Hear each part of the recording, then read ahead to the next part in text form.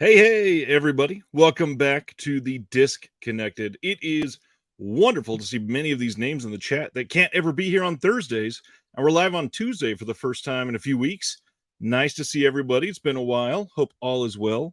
Had a super busy weekend over here. If you watched the show last Thursday, you saw that frequent guest on the channel, comedian Jeremy Long out of Los Angeles. He flew here to Missouri to hang out all weekend. So we were busy as hell.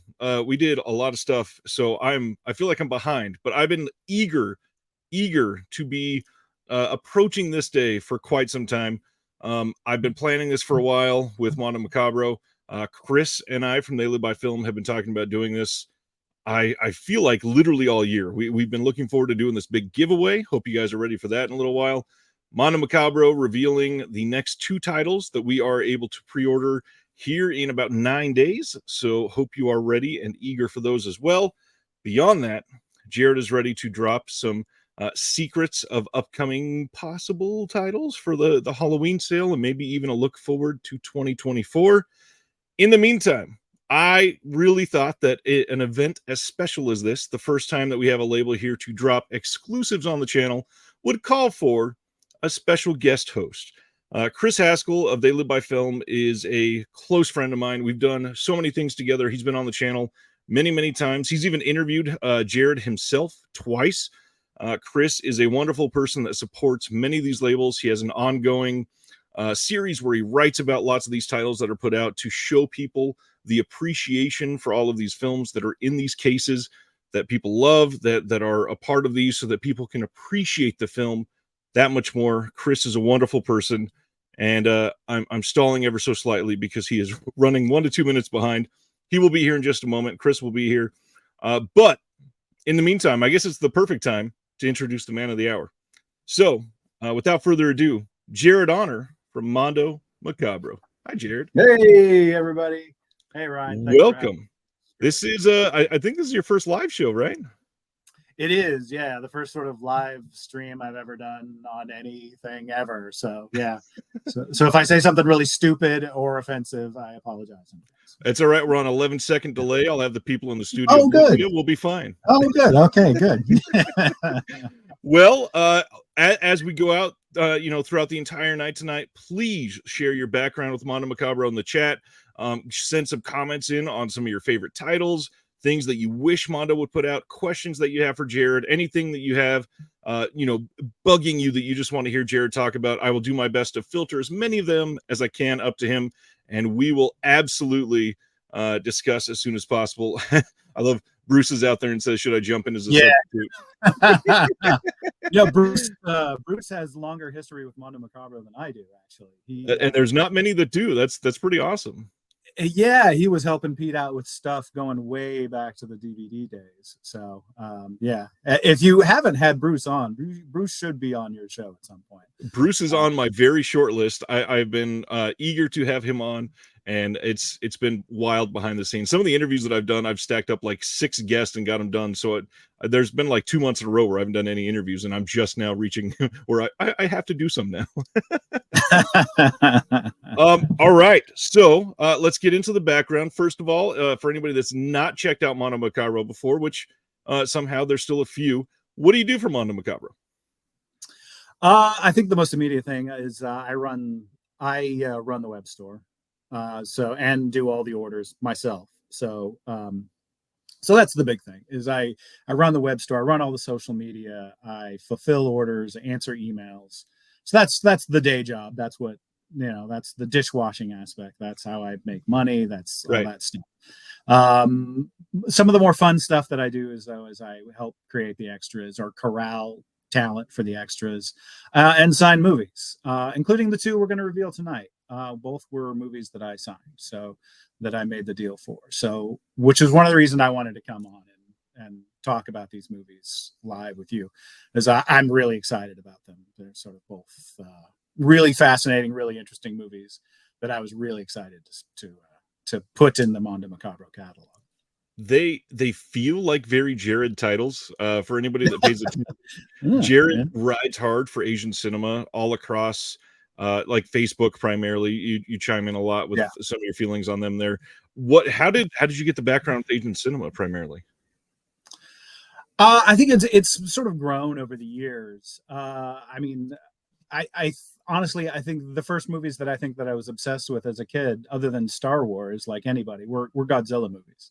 So it's sort of always been sort of as a background, later it was Kurosawa when I was a teenager. And then it just moved on to different things. Wong Kar-wai when I was in my 20s, and on and on. And I think with the cult stuff, the more sort of Mondo Macabro stuff, it was the Euro stuff that really drew me in early on, like a lot of people.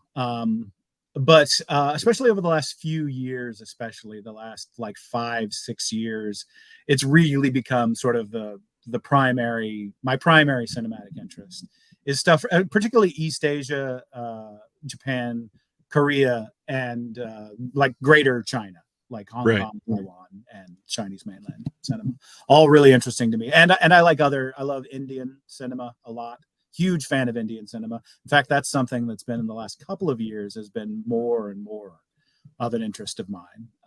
Nice. So, and then Southeast Asian, like Indonesian and stuff like that. So, yeah, wide variety. There's just so much interesting. And it's, for me, there's a lot going on now with Asian cinema contemporarily.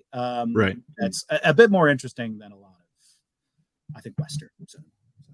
That makes sense. And obviously a lot of the Asian cinema has been being hit hard by a lot of the labels lately. So it's cool for a lot of people just now getting into it. Yes. Yeah, it really has. The Hong Kong stuff has just gone crazy, hasn't it? Yeah.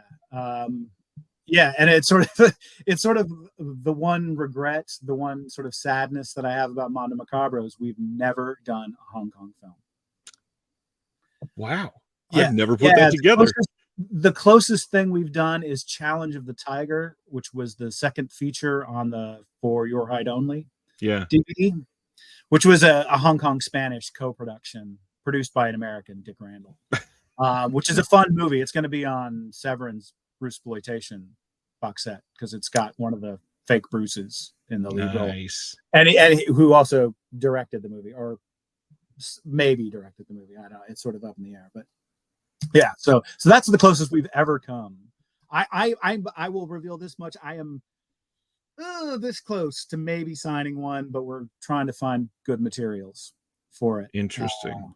So that's all I can say because it's not signed yet and it's not a guarantee. So, but so close. So well, close. I have another question about that, but before we get there, let's bring on the other guest host, Chris Haskell from Mobile by Film. Thanks, Chris. Hello. It's good to see you. Can you hear me okay? Yeah. Yes. What's happening? Gotta change my Hong resolution. Kong. I'm on the Courtyard Marriott Wi-Fi strength here, so hopefully y'all can see me, hear me okay. Yeah, you're a little stuttery. You're a little bit. Yeah. Mostly That's video. Just how I am in real life. It's all the drugs, man. You got to get off the drugs. So, Hong Kong title coming to Mondo Macabro. Is there something that would make it more Mondo rather than Neon Eagle? Which I know it's not a Neon Eagle night, but just curious how you would answer that. Yeah, it's a horror movie. That makes sense. Neon Eagle is more action and exploitation oriented. So, so with Mondo, the horror is sort of the mainstay, and then as horror sort of gets into sort of erotica or art house stuff or exploitation, that's sort of the Mondo makeup, whereas Neon Eagle is more action oriented. Did I hear you say that you're committing to 10 Cat 3s? Is that what I heard? I wish. The question was like, I was lamenting that Mondo Macabro has never done a Hong Kong film, and and we haven't, not really, in the midst of this sort of explosion of Hong Kong cinema that's everywhere. So, and we're this close to maybe getting one. So we'll see. Very interesting. Well, we've already got all kinds of questions and comments in the chat. Going to highlight a couple, and then we'll get into some more. First off, Barney the Cantankerous says his first Mondo order arrived last week. Congrats. Hope you enjoyed. Hey, yeah. Wow, his first ever order. That's pretty cool. I guess the two most recent titles, I guess. I would assume so. Yeah, the Sinister Dr. Orloff and Shadow of Death. Yeah. Then we got a comment that you're probably going to love. My favorite film from Mondo is Sillip, but I've never seen a dud from them. Close to my heart. Thank you, Adam. That is one of my very, very favorites. It's one of the best films we've ever done. Yeah. We got one from Ronnie here. This is The Blood Spattered Bride is my favorite. One of the best 70s lesbian vampire movies. Great Sam Deegan, Kat Ellinger commentary. That is a killer disc. Yeah. It's a great disc. Really beautiful restoration of that film. Yes. And as you know, me saying Sillip is one of my favorites. Blood Spattered Bride is one of Pete's favorites. Pete Toombs, the founder of Mondo Macabro. That's one of his absolute favorite films. Well, I got into Mondo Macabro a long, long time ago. I want to hear, because I don't think I remember Chris talking about it. Chris, how did you get into Mondo to begin with? Okay. So it's tied into the question I was going to ask Jared here, actually. So, Jared, we talked about this a little bit the first time you came on, but for those who haven't heard it before, I always felt like it kind of makes sense that y'all haven't done any Hong Kong movies or, Celestial Pictures or whatever, Shaw Brothers stuff.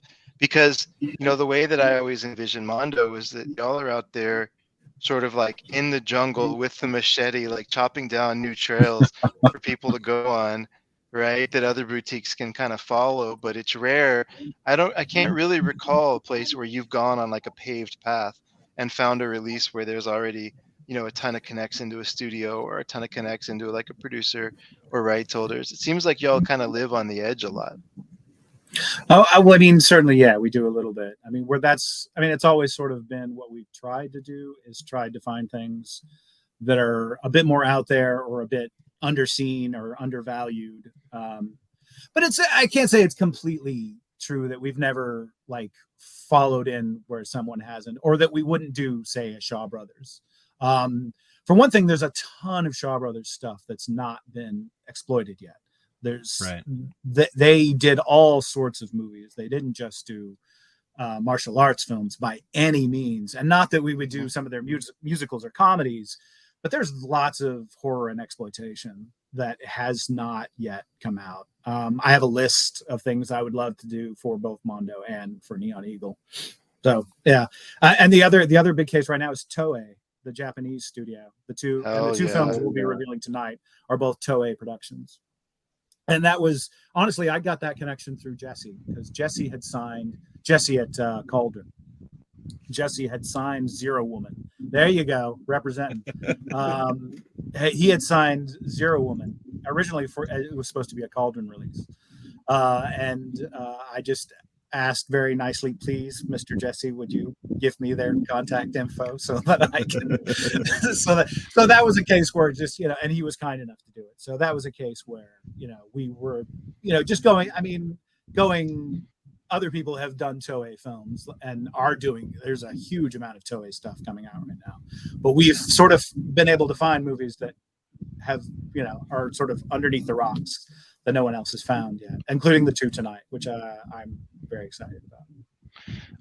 The direct answer to your question, Ryan, is I found y'all through Hiruko the Goblin initially. Okay. And then I was like, wait a minute, there's a lot of really good shit on here, including some Indonesian cinema, which I didn't really know people actually put out on disc. I grew up over there, so that was exciting. You grew up in Indonesia? A little bit, yeah. I spent high school there. Wow. Oh, that's really fascinating. That's really interesting. Yeah. Unfortunately, I wasn't as into movies as I was now. I had no idea they had this amazing exploitation heritage. But it's fun to see the movies now. Yeah. I mean, so many movies there, like Lady Terminator and sort of other movies. There's a lot of like just great shitty shots of Jakarta and stuff. I don't know. Were you in Jakarta or were you in a yeah, that's where I was. Yeah. So it must be really cool to just sort of see what it looked like in like the, the 80s and stuff. I would think that's something that really fascinates me in old movies, is seeing how cities and towns looked, Totally. in whatever time period the movie was shot in, and I don't want to make this an Indonesia cast, but specifically about Indonesia because it's this interesting kind of culture where it grew up as a port city. And so as a port city, there's a lot of lascivious activity that takes place when Of sailors course. come on shore. And so it's this weird thing where it's like 98% Muslim, but it's also very open sexually. And Right. it's Right. just Right. kind of assumed that if you go over there as a married man, you're going to leave your wife at some point. Yeah. I mean, I'm half joking, but like, unfortunately, it happens a lot. So, you know, Interesting. it's just these two cultures like combining it. So the art coming out of Indonesia is always super interesting. Sure. Yeah, it's a very interesting sort of melting pot Yeah, culture over there yeah, with lots of different cultural influences going back thousands of years up to right now with the Americans having been there and had bases in Indonesia and stuff and everything. There's a real interesting culture, and those exploitation movies in the 80s. Some of those are coming out through TerrorVision. Some will be coming out through Mondo Macabro. Some will be coming out through Neon Eagle. It's rich. Those movies are so much fun. I mean, if you yeah. guys out there who are listening to this or watching this, if you're into the Hong Kong stuff, the crazy Hong Kong stuff, but haven't seen some of these Indonesian movies, you're in for a treat. It's like a craziness on a similar level, except the movies are a bit cheaper and a little bit more like culturally isolated in a way that Hong Kong movies aren't. It's really interesting.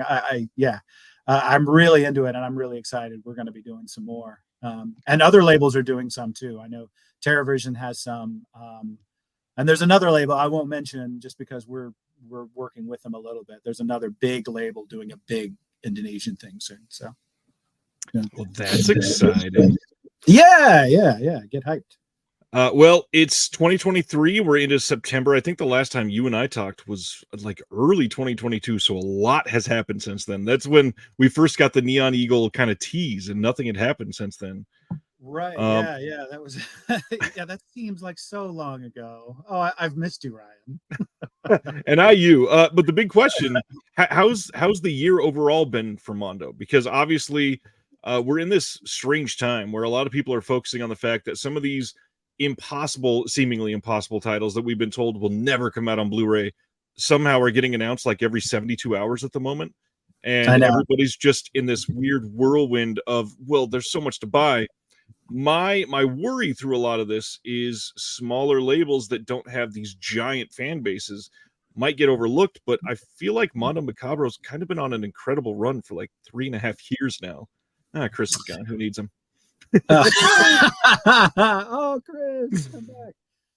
Yeah, I mean the year has had its ups and downs. It's good. I mean, it's never terrible or anything. But I think what you're talking about a little bit is that there is a little bit of fatigue. Maybe there's just so much out there. Right. There's so many UHD upgrades, and then new stuff that, like you said, stuff that people didn't think would ever come out, and it's just. There's a lot of stuff. And sometimes I think Mondo Macabro can get lost in the shuffle. Yeah. Because we are doing a bit more niche-y films, kind of smaller scale films. And we also don't do like huge packaging things. Right. There he is. Curse the Marriott. Yeah. The Marriott Wi-Fi. So it's been good. I would like it to be a little bit better.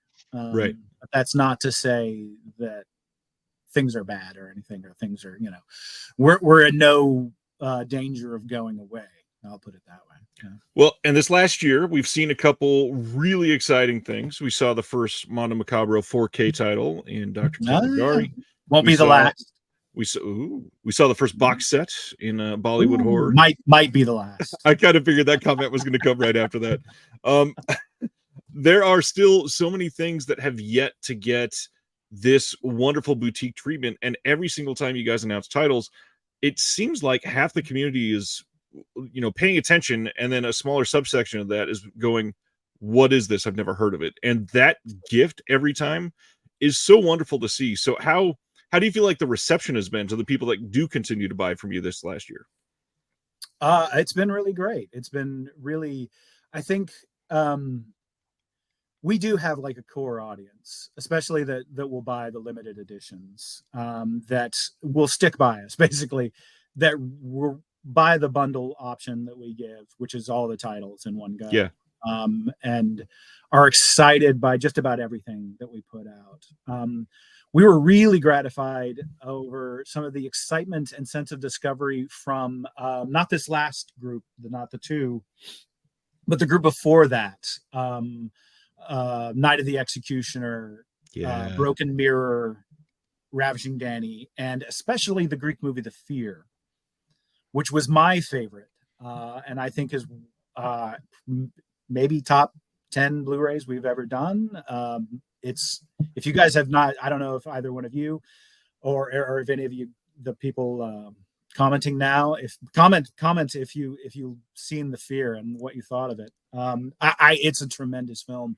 Not necessarily the first thing you might think of when you think of Mondo Macabro, just because it's not necessarily a horror movie or really sleazy, but it's got a very dark energy to it. There's a fantastic score, and it's Greek. We've done tons of Greek movies. Pete is a huge like Greek film fanatic, especially stuff from the 60s. But what's nice is that movie seemingly has found its audience. It's had a lot of good reaction. Sales are okay. It could be better, but the fact that so many people who had no idea what it was have seen it and have gone on social media or gone to the Blu-ray.com forums. Shout out to the Blu-ray.com forums people if you're out there. That have gone and posted about how much they like this movie and that everyone should check it out, has been really, really great for us to see, and makes us feel like we're doing the right thing, that we're still on the right track. We're still putting stuff out there. So that's been a high point of the year. Jared, is there a name for Greek exploitation? Like Canada has Canexploitation? I don't know. Not really. Okay. You're putting me on. I'm trying to think of. Oh, maybe there's not. I'm just curious if there's like a if there's like a well-known name, but it doesn't seem like it's like a common thing. No, Chris is looking for you to coin one right now. Yeah. No, I'm just not that clever. I'm sorry, guys. It's not a. I mean, there are some things that have, like the Nikos Masterakis, the guy who did Island of Death, which is really fun, and a bunch of really stupid, trashy 80s like movies with George Kennedy or whatever in them. But like the real Greek trashy stuff, I mean, we're kind of the only ones doing any of that. And it makes sense because I mean they're never huge sellers, so I mean it makes sense that not everyone is doing it, but we really like it, and it's sort of an area of European exploitation cinema that's really unexplored. So there's I'll say now there's a lot more coming. We have a bunch coming next year. So before we get into our first reveal, I would like to kind of have you squash what is probably going to be a whole bunch of questions in the chat if we don't ask this question. The big topic amongst a lot of collectors over the last, we'll say 18 months, is upgrades, whether that be from DVD to Blu-ray or DVD all the way up to 4K. Obviously, Mondo Macabro hasn't done much of that yet. Do you have any gauge on how much you all will plan to do that, or if that's even really a part of the mission right now? It is, yeah. It can be. There's films that have been part of our library and our catalog that we continue to love and think that there's still a place in the marketplace for them. So, like, I saw somebody mention in the chat, "Girl Slaves" of Morgana Le Fay. I can't announce that right at the moment, but in fact, that was way back when we announced that we were going to be doing Alucarda and Girl Slaves of Morgana Le Fay on Blu-ray. It was like two of the first ones we ever announced. Both fell through hugely. Alucarda because the elements were lost or destroyed, from what we understand, and Girl Slaves because there was a huge rights issue that came up because we started looking into redoing it for Blu-ray. Those have been cleared up. it's ours. We still hold the rights to it. It's just a matter of, I think at this point we may want to do a new 4K restoration of it and do a UHD. Interesting. I can't give a timetable on that. I don't know when that'll happen, but it's something we want to do. It's a really terrific movie, and it's a favorite of Pete's. So it will happen. It's just a matter of when. Beyond that, yeah, there's other stuff. There's other stuff. In fact, I'll reveal something maybe a little bit later in the show. That's an upgrade plus. Very interesting. Yeah. Well, I think it's probably time to get into our first reveal. Yes. Are we ready for that one? Yeah. We are going to hype up our first title, which is the Japanese release of The Inferno. Can you tell us about The Inferno? Yeah, this is a Toei film from 1979. It is a remake or a reimagining in the current parlance of the 1960 film Jugoku. Jugoku means hell in Japanese. If anyone's seen the classic Nobuo Nakagawa film from 1960 by Shintoho Studios, absolute classic. It's in the Criterion Collection. Really wild movie. This movie might be better. I actually prefer this version, as good as the original is. This movie is directed by Tatsumi Komishiro, who was a director who worked at Nikatsu, making Roman porno. He made movies like Woman with Red Hair, Woods Are Wet, which is a really disturbing, really awfully disturbing and creepy film. He made one called Yakuza Justice, Erotic Code of Honor, which is a huge favorite of mine. Honor, Honor, not Aunor, like my name.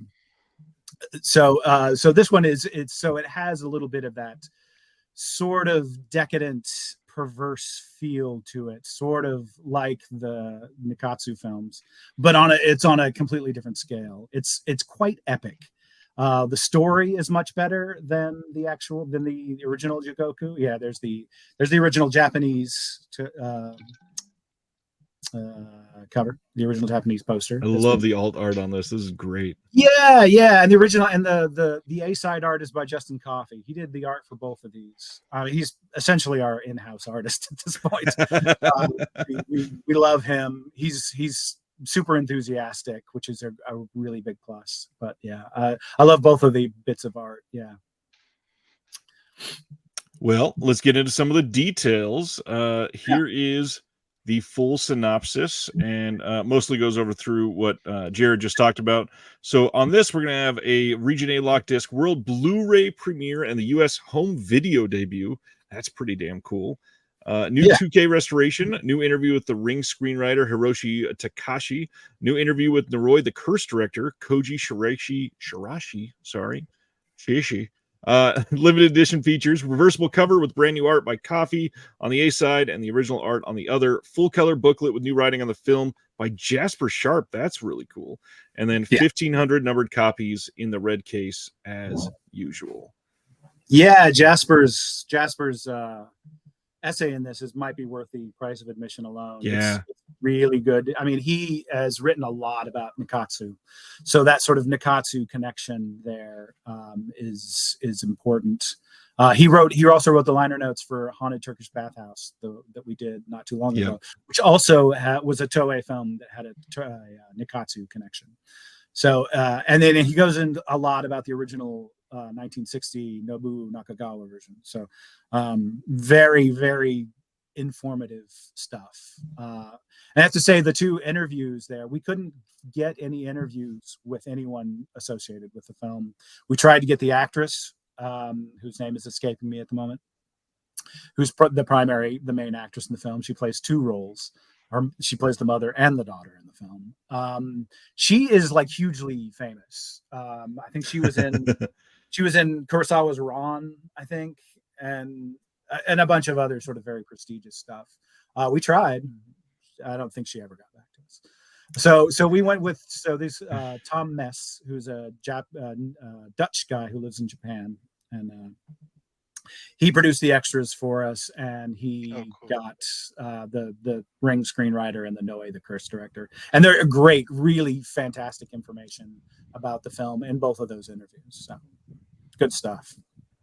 Well, you seem really excited about this one. Do you have like a personal history with this title yourself? I not a long personal history, to be quite honest. In fact, it was just last year that I saw it.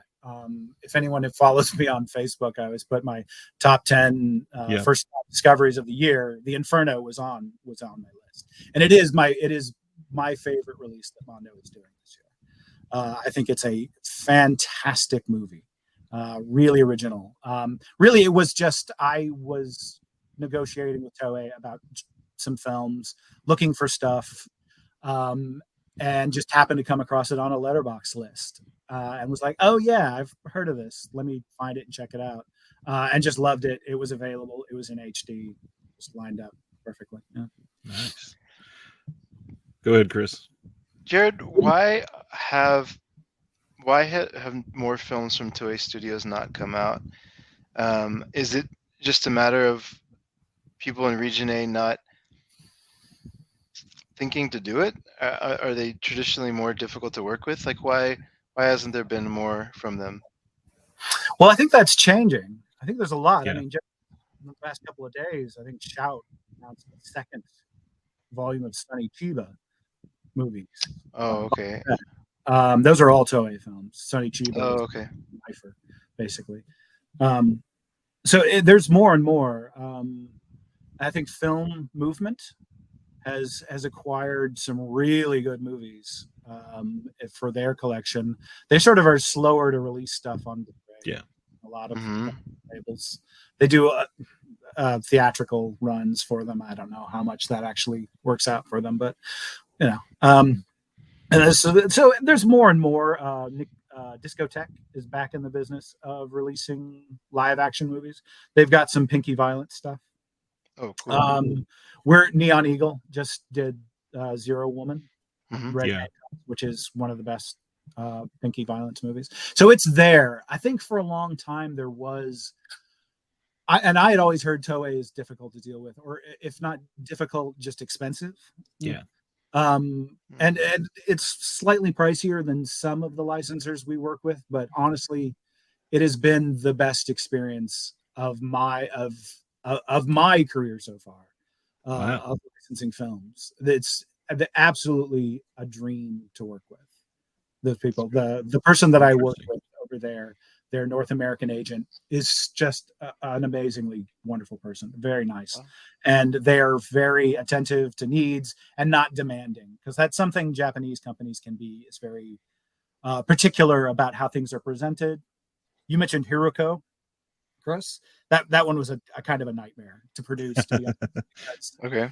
The studios involved were very, very particular about everything. The art, we had to edit the booklet, and the guy took his name off of it, Jonathan Clements, because he felt it was changed too much. It's still a really good piece, but they read it. We had to show them everything, and they were like, "No, this isn't right. This isn't right." Wow. Whether that's true, I don't know. Not to cast aspersions on any. That's just sort of a Japanese business culture thing. I think they're just very protective. Toei is really open about everything, though. So it's been wonderful. It's been a great experience working. Great. And we're going to continue to work with them. I'm on the verge of finding 5 more films for both Mondo Macabro and Neon Eagle. So I hope you guys like them, because I just got an email that said from the Toei North American agent, your check is in the mail. I don't know what that means. No, this one specifically looks great. Of the 2 that you are announcing, this one I think is going to make a lot of people happy. The second one is really, really cool looking too. We're going to get that one in a little while, so don't leave just yet. My big question, we mentioned a couple other titles, and I think Humboldt here is thinking along my lines. What about Woods or Wet release? Some of the other ones that you mentioned there, are those impossible to get? Are those somewhere in the realm of possibility, or elsewhere maybe? I don't know. I don't know what's going on with Nikatsu. I've never dealt with them. We in the DVD days, Mondo Macabro did have some Nikatsu stuff out there. Yeah. Like Watcher in the Attic, which is a really good movie, and Assault, Jack the Ripper, which is a really, really disturbing like serial killer movie. And there's a ton of great Nikatsu stuff that's never been like, I loved the stuff that Synapse did through their Impulse label, but man, they missed a lot of good ones. So I don't know if that was just because they weren't available or what. I sort of haven't. I understand that they are sort of difficult, or maybe more expensive. I'm not sure. It may come up again that we try and work with them. There's some movies that I'd like for Neon Eagle, but we'll see. I don't know. We'll see. It seems like lately just putting category 3 on something makes it jump off the shelves for some of these labels.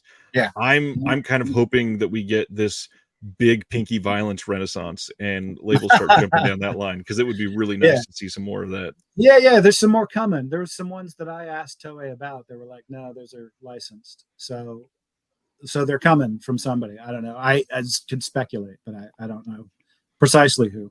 There is.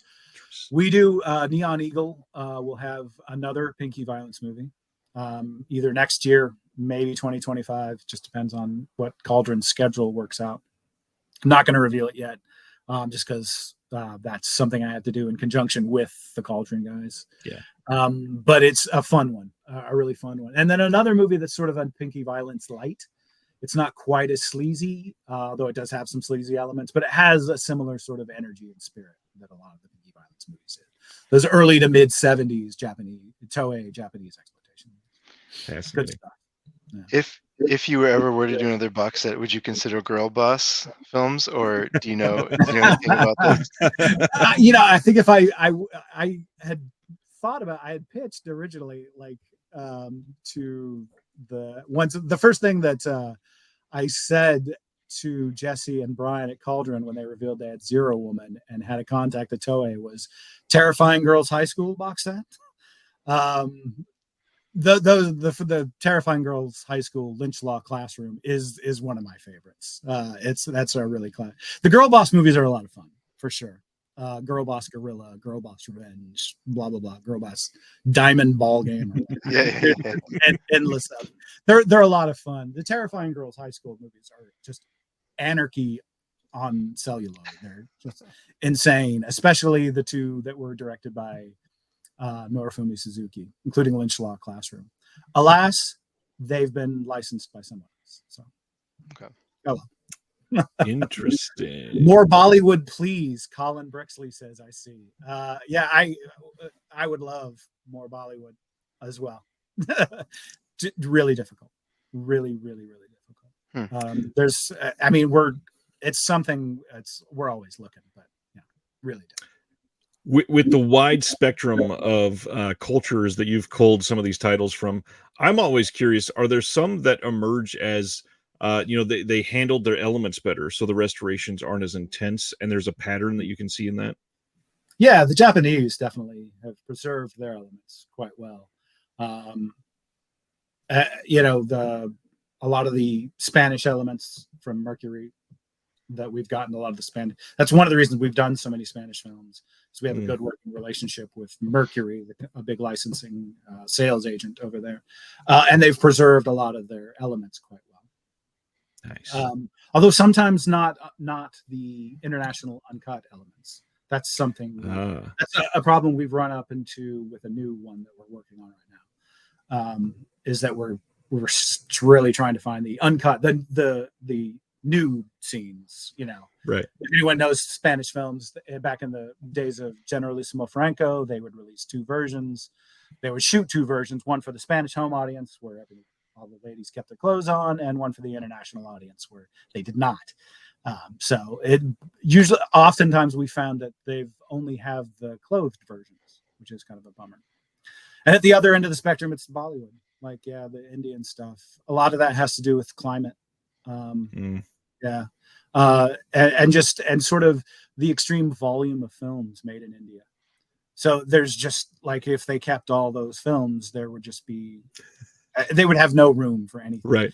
Probably things might be different now because they're shooting more and more on digital, but you know, I mean, it's the most prolific filmmaking culture in the world, and has been since like the 40s, essentially. Forever. Yeah. So, yeah, it's really difficult. Yeah. We got a good question from the chat. What do you think are some of the most must listen to Mondo Macabro commentaries on the discs? Oh, that's a hard one. I don't really listen to a lot of the commentaries all the way through. If I have to check a disc, I will listen to it. Otherwise, I sort of just skim it here and there, right, and get an idea, especially when it's first turned in. I like to listen to a little bit of it. I'm a big fan. I've big upped the film Woman Chasing the Butterfly of Death, the Korean film.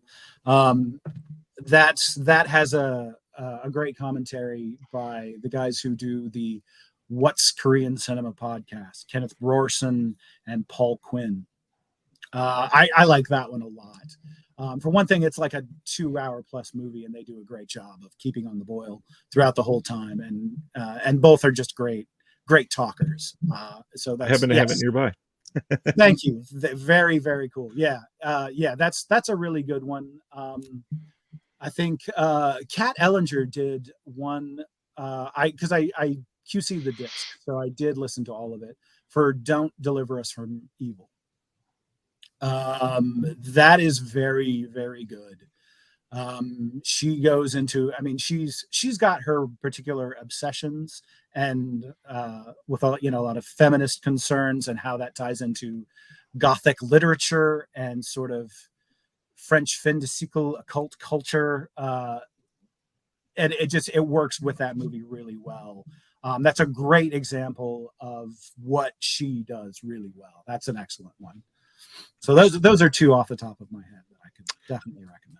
And many of them are quite good. I think that Mondo is consistently one of the better, like, complete package for discs compared to some of the other boutiques. And the biggest thing is, because they're mostly unknown titles for people, it's this educational grab bag of wonderful historical context. One thing I'm gonna throw at Chris, because I know it's one of his favorites, so I'm gonna put him on the spot. Can you talk to us about Bertrand Mandico? Come on. So Jared, did you ever get to meet or talk to Bertrand Mandico at all? No, not at all. Yeah. I've not even watched all the movies on that set, to be quite honest. Well, there's 11 of them. It's a lot. Yeah. No, his versions, those they're really amazing. What I've seen, that stuff is really, he is a hugely creative artist. And no one else is doing anything like what he's doing right now. Right. So very exciting. Yeah, I'm very fascinated that that's one that's kind of resonated with you, Chris. It's not one we hear a lot about, to be honest. So I saw my first exposure to him was through Wild Boys. And I'm just blown away. Like, I love surrealism in general. And there's not a lot of, I would say, like, when you think about like the Jodorowskis of the world, or like the Buñuels of the world, or like, these kind of classic surrealist artists, I don't think there's a lot of people working today that would fit well with them. But I get that same vibe from Mandico's movies. Like, he's just so comfortable, like, without any narrative structure, and with just purely based on, creating something that drives how you feel and kind of controlling your emotions. So, I mean, Wild Boys, have you seen it by chance? I haven't. No. It has like plants shooting semen out at, and like it has another plant that's like a perfectly shaped hole for these boys to pleasure themselves with. Of course. And then there's like this whole thing with like gender identity and kind of this changing. It's wild and like in all the best ways. And I was just like, okay, I'm hooked. Like, this dude, who is this guy? He's amazing.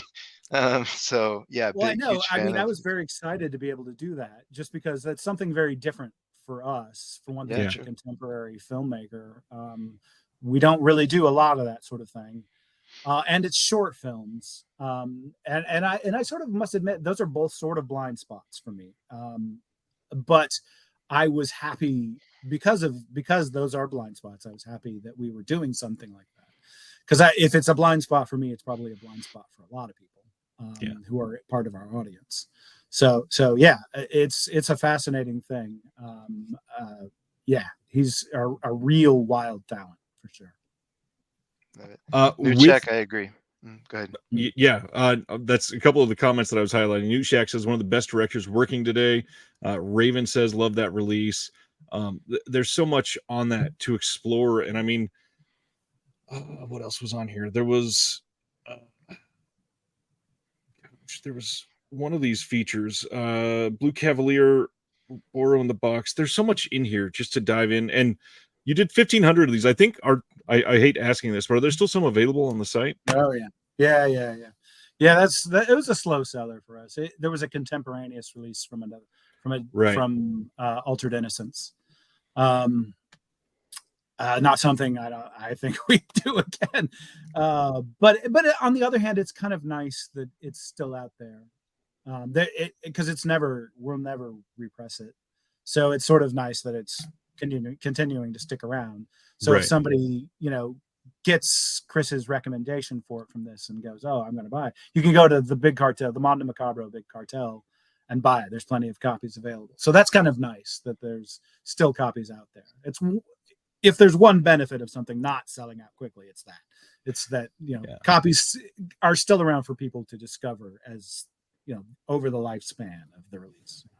Yeah, next Thursday, if you go in for these Japanese titles, highly recommend throwing that one in there as well. If you've never seen anything from Mandico, they are just a visual feast for sure. Yeah. No, it's good stuff. Or you could even wait for the Halloween sale. I'll probably be discounting. So there you go, insider secret. Yeah. Chris, any road you want to go down before we go to the next title? There's an interesting question about other contemporary directors that match the Mondo style. I think that's a really interesting question because there is like I instinctively think that the movies are going to be coming from like the 70s or 80s, right? When I see a release from y'all. It's hard, right? Because a lot of these movies were made, there's always like a story behind it. Like the way they were financed is like just as interesting as the movie themselves sometimes for a lot of these, right? Sure. And that's not happening in the same way nowadays, I think, where you get these cavaliers that are out there rounding up $1 million to sell to the Philippines or something. No, it is sort of lamentable that that's a different aspect of film culture. I mean, you still get mavericks like Amandico, but there's not a maverick like Jess Franco. There's not a maverick like Jose Morica Marins, Coffin Joe.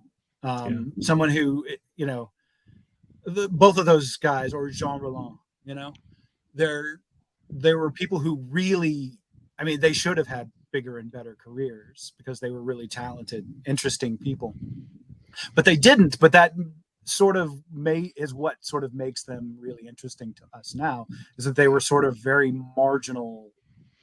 They existed on the margins of commercial cinema, that they were outsiders. I mean, you could classify it as outsider art. And is something like that even possible now? Because you have people making films for pennies on digital video, but is there that like obsessive quality to them? Is that sort of like visionary quality? Often I just think that they're just, and it's fine, but it's just a lark, or it's just, it's fun. And that's fun because there was that aspect with Jess Franco movies too.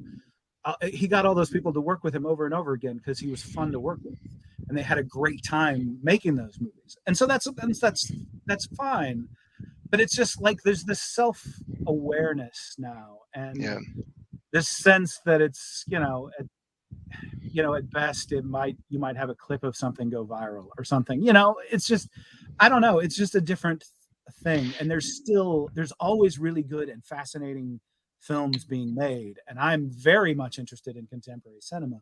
But that sort of aspect, there are no Jess Francos, there are no Coffin Joes. There really just isn't. That's something that's gone by the wayside. And but I also think part of it is there's not the same element of like creating art that's against something, right? Like, a lot of these people were fighting, puritanical ideas of what could be on screen or something. They were like fighting something, right? Yeah. And nowadays it's like it's all good. Like you can show this.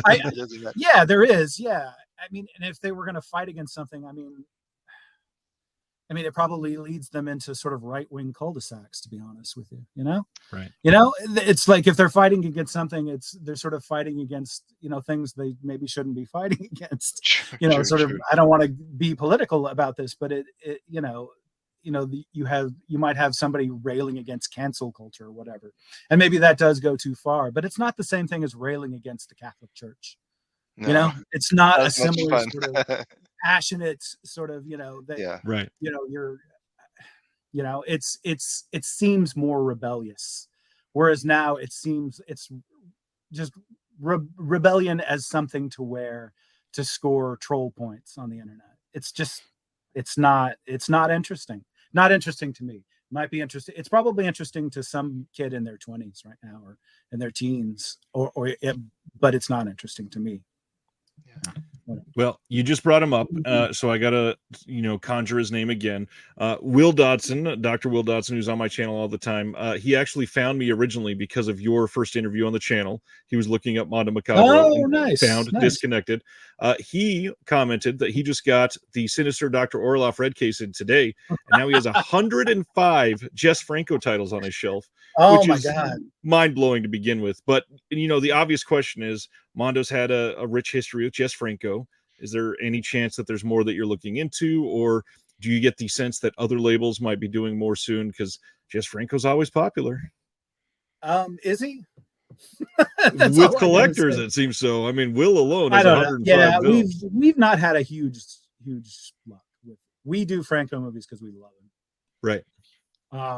I championed Sinister Dr. Orloff for a long time, and when finally the licensor that we were talking to was able to acquire the elements needed to make a new scan of it, new restoration of it, we jumped on it. I love it. I think it's a great movie. It's not been a terrifically huge seller, if I'm honest. I think Other Side of the Mirror, which we did before that, did a bit better. That's a top 5 for me. That's a top 5 Franco. That's an incredible film. To answer your question, no, not really. We're not looking at him right now. Franco is something that just seems to come up. We don't really look for it anymore. I think both the last two have just been like, we had put, we talked about it, those particular movies before with the licensors, and it had not come to anything at the time, and then they came back up. We didn't really pursue them at that time anyway. And I think probably going forward that it might be like that. Honestly, a lot of the good ones are taken. I mean, I think a lot of the ones don't get me wrong. I love Jess Franco and I love his marginal films. In fact, in July and August, I watched 26, I think, Jess Franco movies basically in a row. And you can still speak. I can understand you. That's wild. Jess Franco movies for like 3 weeks. And it was fantastic. But I watched a lot of kind of crummy movies, right? Because he is with a filmography so vast and a working method so haphazard. That's just the way it worked for him. Is that he was some of his movies, but there's always like a few sequences. There's like 1 or 2 scenes in a movie that just has that Jess Franco spirit to it. Yeah. But I and honestly, in all the movies that I watched that I had not seen before, there wasn't a one of them that I would put out on Blu-ray. I don't think so. Yeah. And again, I'm a huge fan. I wouldn't have watched 26 movies in a row right. if I wasn't a huge fan. And I don't mean 26 movies like in one, like over the course of three to 4 weeks. I basically watched nothing but Jess Franco. But so I'm a huge fan, but no, not right now. Yeah, I think we may have tapped out. I'm pretty sure Severin is the source for Franco Maniacs right now. They're doing a great job. I am sure they have some more, because there are still some bigger ones that are out there that have not made the jump. I think some of that may be down to rights and or materials. A big one with a particular Roman goddess in the title has been missing for a long time. Hopefully somebody clears that up and is able to make that work. And that one in particular better be Severin. Yeah. I mean, I can't really say. I do know that somebody has been looking into it. has been trying to sort that out, but I don't know where they are right now with it. But I am fairly certain Severin is doing some Jess Franco, more Jess Franco. Right. They seem to always have some. Well, let's go to a very different sort of question in the chat. Private Vices, Public Virtues is one of Mondo Macabro's boldest releases. Can you talk about the difficulty in releasing artistic-leaning cult or sex films? Yeah, I mean, it's sort of difficult, mostly from just a commercial standpoint. That was something that's never really gotten the attention it deserves. And I'm right there with, I missed their name, but I'm right there with it. I think it's a really, really good movie. Yeah. That's a top 10 to 20 Mondo Macabro Blu-ray for me. It's a really great film. That one wasn't necessarily hard to put together or anything. It was just sort of a thing where we put it out there, and it was sort of met by indifference and or confusion, because it's not quite an art house movie. It's not really an exploitation movie. It sort of has elements of both. So it's this sort of like hybrid what's it that no one really knew what to do with. We got some weird reviews from people who should have been very sympathetic to what we were doing with that one and just didn't. Right. That's a very prestigious director, Jansko. Kino just did a bunch of his stuff. What's that? Kino just put out a bunch of his stuff too. They did, yeah. And Second Run in the UK has done a lot of these movies. That's mostly what I have a lot of their releases. And a fascinating director. I think that's his best movie, personally, for me. Maybe like The Red and the White, his 60s war movie is really fantastic. But those two are the best, are for me the best ones. Yeah, a great movie. I wish more people would discover it. Our rights actually are probably ending soon. We'll probably let it skate until somebody else wants to put it out again, because we probably won't be. The person we licensed it from has lost the rights, so it's with Studio Canal now. So. We're not going to re-sign it. It didn't do well enough for us to re-sign. So, right. But it's so people should buy it. It's still available in the Big Cartel. Not the slipcover edition that sold out a long time ago. Chris, you want to throw one out there? In terms of a question? Sure. Yes, I would. No, What do you think of it? Yeah.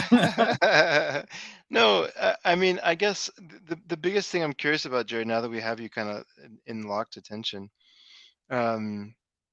is this still fun for you? Like I hear you talk, like there's like a honeymoon phase when you start something like this, right? And you really dive in, and then at some point it becomes a job. But it's I mean, I'm just saying that's human nature. I'm not speaking for you. Oh yeah. But like, is this still fun for you? Because the releases have not dipped in quality at all. If anything, I think each one gets stronger. But I assume some of that is because you just know how to do it well. So how? Yeah, it absolutely is. I mean, it's every job has its rough days. Any sort of job where you're doing a retail aspect has days when it becomes drudgery. It becomes stressful. Dealing with, I don't want to put it like dealing with customers. It's not really like that, but everyone knows what online culture is like, and it can be difficult dealing with certain people's personalities. And just sort of sometimes the logistics of sending out the Halloween sale pre-orders. They were delayed, and just the box set was huge. I had to rent like a mobile storage container to put outside my house to store them in. Yeah, I mean, so logistically it can be tough, and they're just like everything, you have bad days, but is it fun? Fuck yeah, it's fun. I mean, it's exciting. It's exciting to be able to work with something you love. It's exciting for me to make a deal with Toei for 5 more films. It's exciting. In fact, a lot of what I did today was working on extras for 2 upcoming Neon Eagle titles. I got to look at an extra that just got finished in a rough cut. That was fun.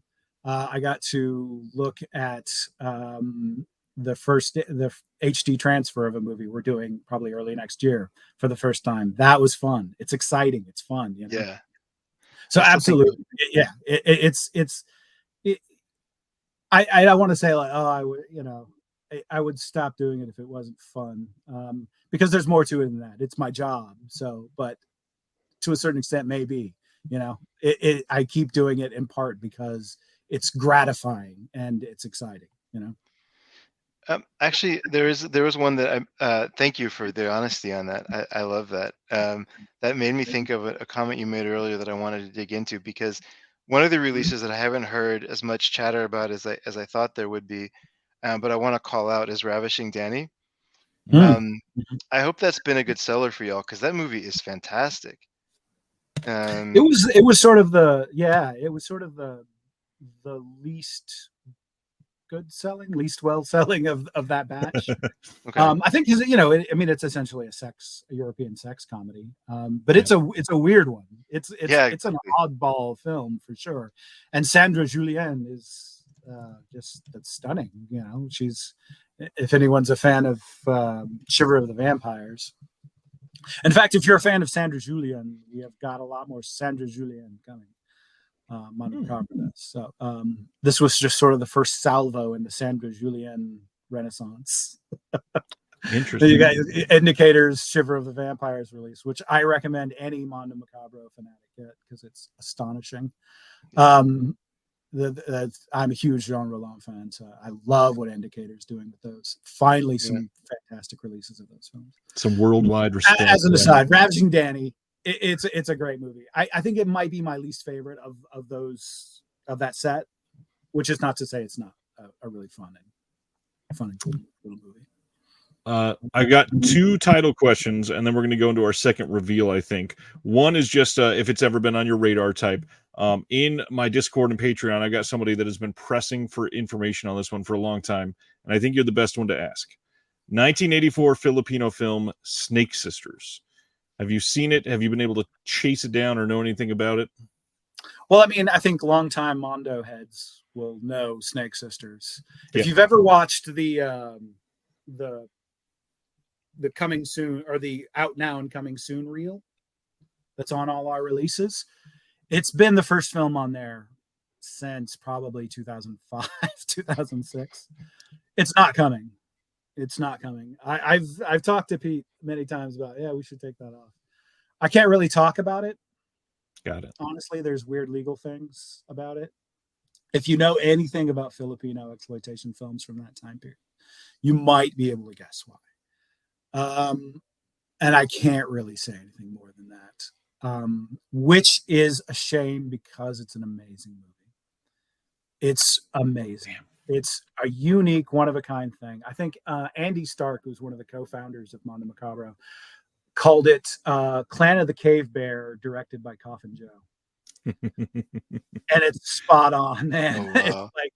It really is like that. And that director, Kelso Ad Castillo, is another director that sort of has that same spirit that I was talking about with Franco and Roland and those others. He's just sort of a maverick that went his own way in the Philippines. And again, with a kind of an oppressive government and an oppressive Catholic Church, that seems to be it's a common theme with a lot of those filmmakers.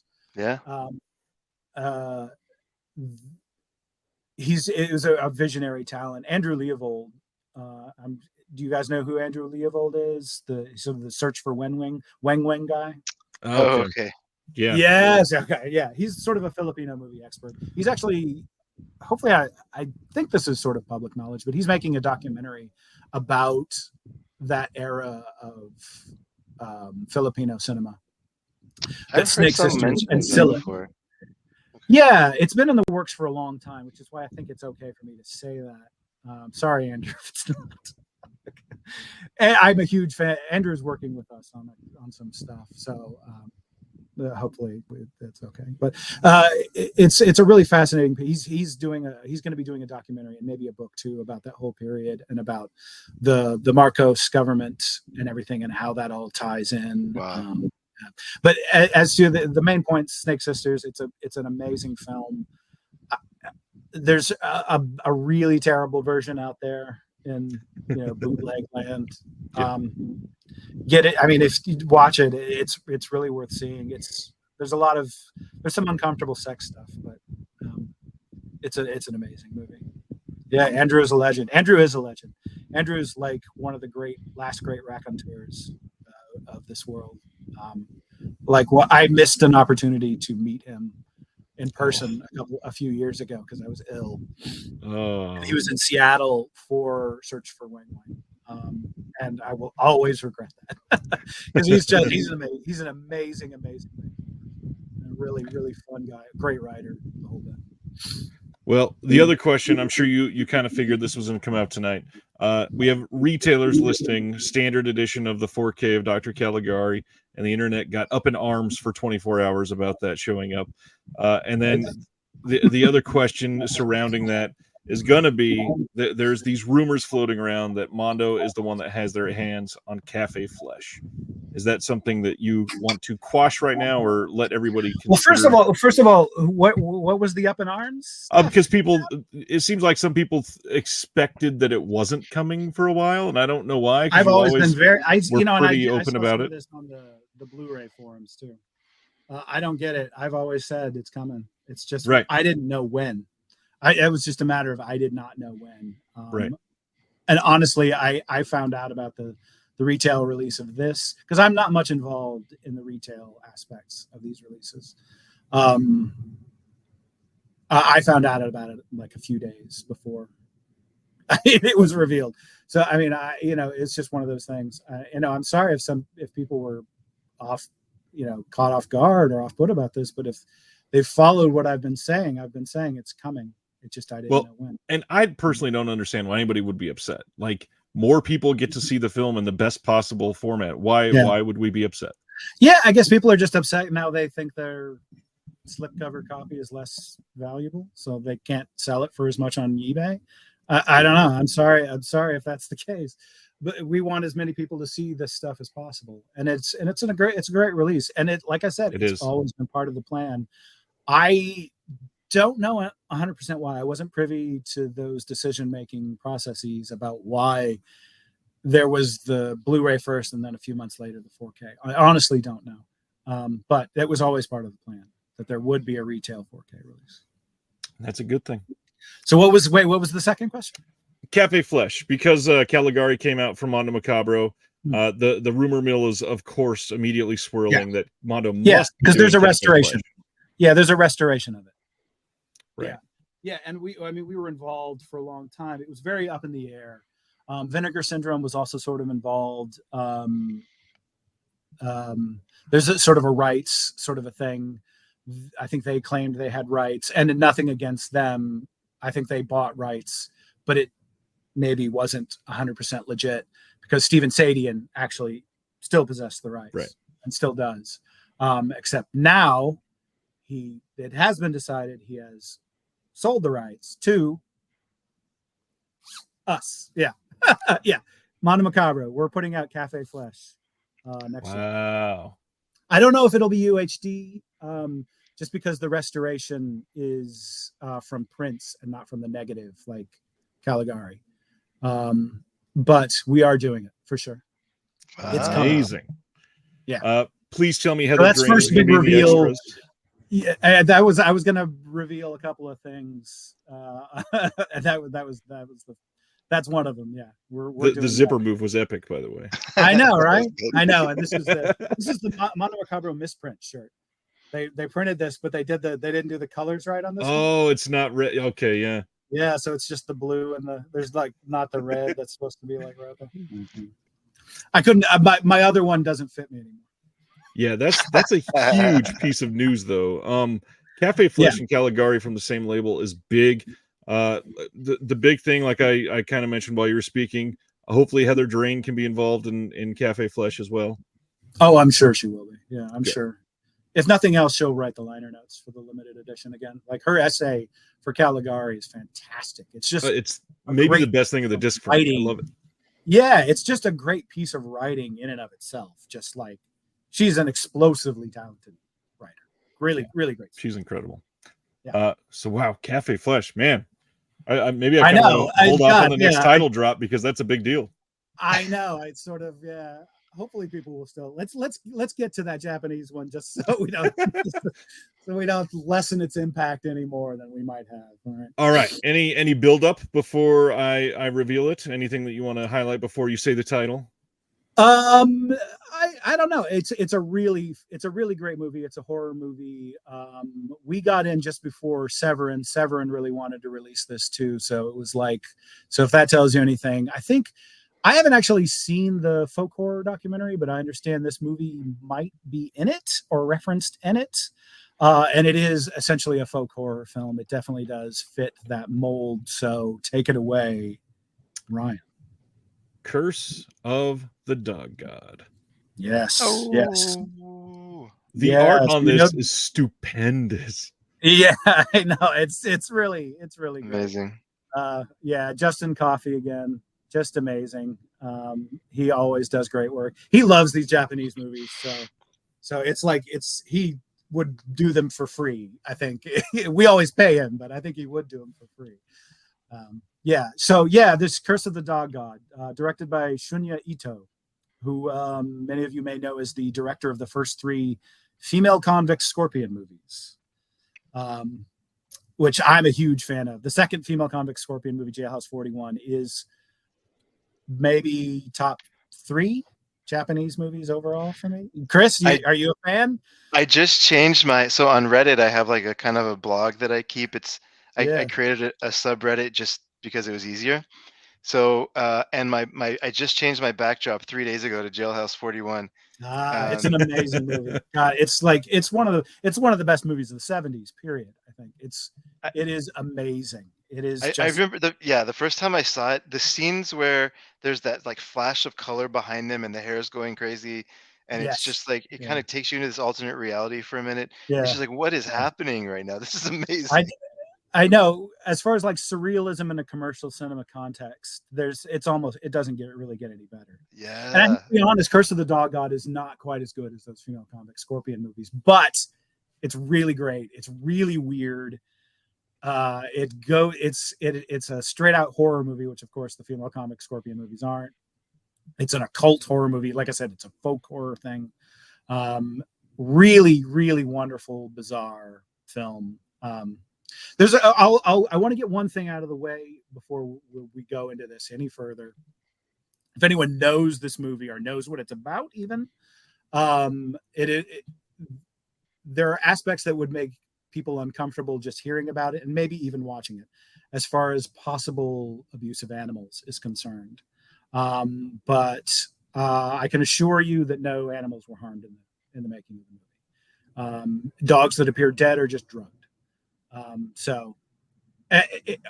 they more roughly treated than they would be in a contemporary movie? Probably, but no animals were seriously harmed and definitely not killed in this movie. So I just wanted to put that out there, because if you read the synopsis, the movie hinges upon the death of the dog. Right. So I just wanted to put that out there. Hopefully everyone is not like tuning out right now. No, thank you for the warning. I completely get that. That's a good thing to do. Yeah. I will also champion as many times as I possibly can the reason to share information like this with everybody and really push people to use the website. And Jared, I don't know if you've heard about this one, but doesthedogdie.com is a real website. And in every single film, I know this phrase might be I'm going to say it on purpose, triggering to some people, but it's a website dedicated to trigger alerts, basically, where if you are sensitive to certain things, you go check this website first, and it will tell you if there's animal abuse. It will tell you if there's depictions of suicide or death or stuff. Everything. It is so all encompassing, and people go on there and report it, and it's fantastic. We got the OG art on the screen for Curse the Dog God. Wild original art on this as well. I know, it's very unusual, isn't it? Yeah, it's very cool. It's such a unique style. It's not one that you see from back then very often. No, yeah, it is really weird. It does. There's a very sort of late 70s Japanese sense Yeah. to it. But yeah, it's very unique. And the movie is very, very unique. It's very weird. It has that sort of Toei exploitation-y feel to it. Maybe more so even than the Inferno, the last movie that we announced. But it's a really cool, very weird, very interesting little movie. Nice. Let's get into some of the disc details. It is a Region A locked disc, world Blu-ray premiere, and again, US home video debut. Always happy about that. We got a new 2K restoration on it. It is Japanese language with English subs. New interview with the director, Shunya Ito. New interview with Noroi, the Curse director, Koji Shirashi. New audio commentary by Chris Paggiali and Mark Wacko. That is great. Yes. Yeah. They were in right from the beginning. Yeah. Mark was someone who was really championing this film to us whenever I told him that we were talking to Toei. He championed it. And then another friend of mine, Arbin Hassa, who's Duke Togo on the Blu-ray forums, Nice. championed this movie and tried to, So shout out to Duke on the Blu-ray forums. He was a champion of this movie. And honestly, I was concerned about the animal stuff, and then I watched it, and and I felt it was okay, and then found it, and we kind of confirmed later that everything was on the up and up. Well, yeah, when you got access for an interview with the director, you can find out firsthand. Yeah, and I believe he does address that. How old is the director now? He's, I think, in his 90s, his 80s and 90s. Yeah, he's Yeah. old. Yeah. I mean, it's a real difficulty. That's a real thing you come up with a lot in dealing with these old movies. People are dead. Just speaking really frankly, people are dead or sick, or just that was a different part of their life, and they don't want to talk about it anymore, or they don't remember. They they made 1,000 movies. And they just don't. It's just one movie that they made in the year 1973, and they don't remember it at all. So it's a difficult problem with these old movies. But we were really lucky to get Shunya, to get Mr. Ito here. It's a good interview too. It's a good, really fascinating, informative interview. And another thing, Koji Shirashi, again, the director of Noroi, the Curse, which is the best found footage movie ever made. I would actually probably agree with that. It is. Although maybe it's more of a faux documentary movie than a found footage movie. I don't know.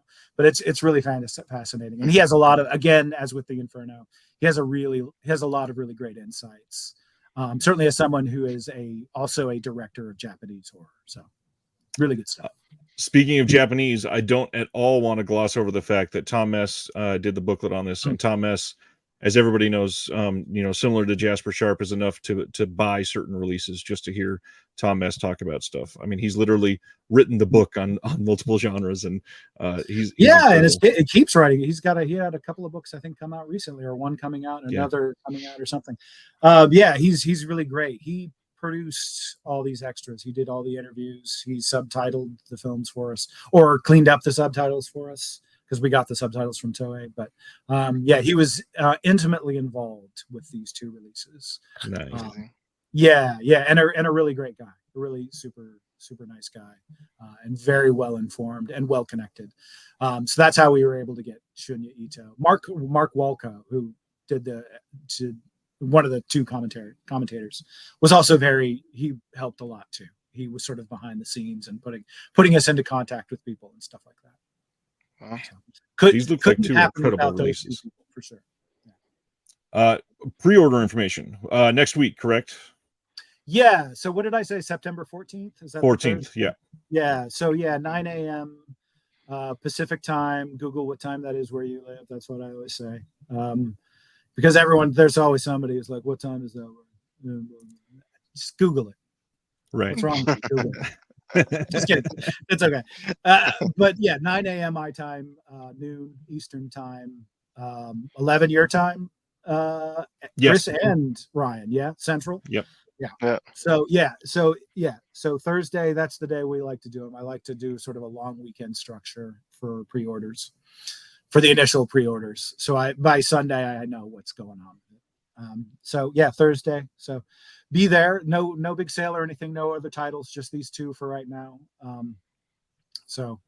Hopefully we'll sell them 1,500 copies of each one, numbered in the red cases, reversible sleeves. There you go. But there's 3 because people are also going to buy Apocalypse After, right? Yes, they're going to buy lots of copies of Apocalypse After.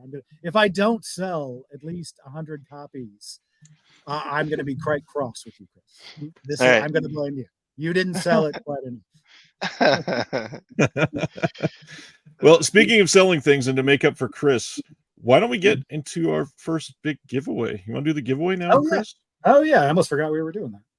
I do. The only thing is I have no context for who to give it to, or no. I've got it set up, so we're going to do this on the fly with a random number generator. Of course, we had exactly 69 entries for our giveaway. 69.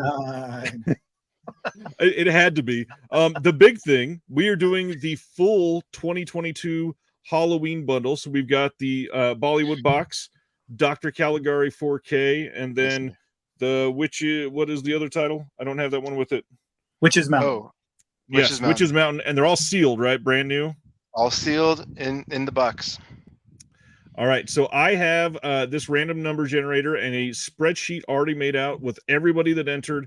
I made sure to check all 3 of the criteria, and I'm going to spin this just so it can be super random 5 times. Whoever is lined up with that number on the 5th one is going to get the entire Halloween 2022 bundle.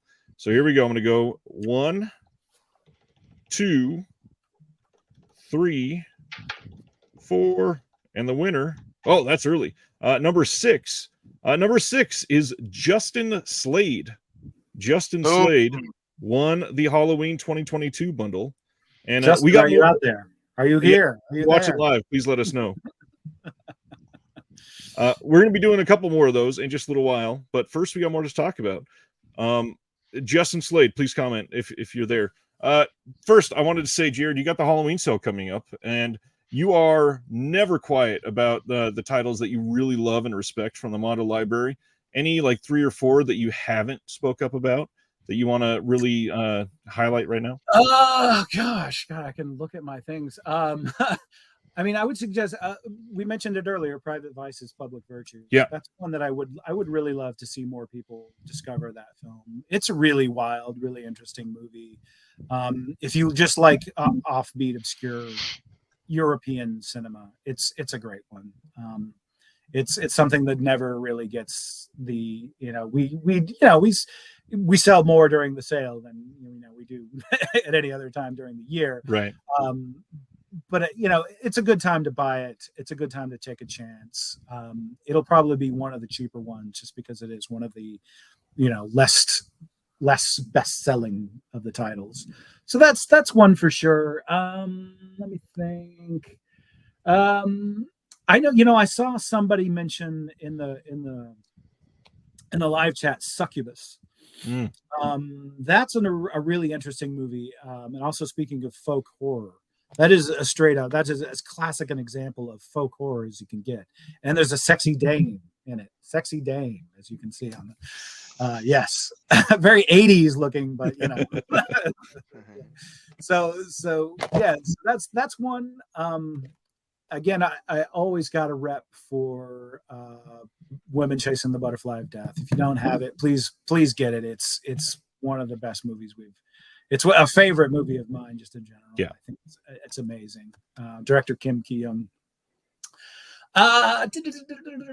Anything else sort of recently? I know like everyone was in love with Haunted Turkish Bathhouse, and with good reason. That movie's amazing, and it's not as though House of Terrors, the other Japanese movie that came out with it, has not done okay. It has done pretty well, in fact, but it's one that's not talked about as much, and it is really wild and really interesting too. Definitely worth checking out, especially if you like Gothic movies. If you've seen some of the Arrow and Severin box sets of Gothic horror, like from Italy, or the Indicator Mexican horror box sets, the Gothic movies, it's in line with those, except it's from Japan. So if it's perfect Halloween viewing for sure. So although Halloween sale stuff doesn't ever come in time for Halloween, sorry everybody. But yeah, so those are off the top of my head. Yeah, those are some good ones that maybe people should include. Barney wants to know, because you'll remember earlier they said that they got one of their earlier titles. How much are titles usually discounted during the Halloween sale? It depends. It really does depend.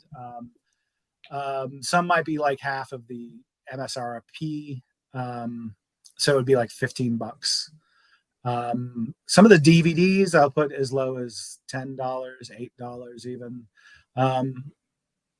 So some of the more recent stuff, I might just knock a couple of bucks off to where it's like 18, 17, 16, something like that.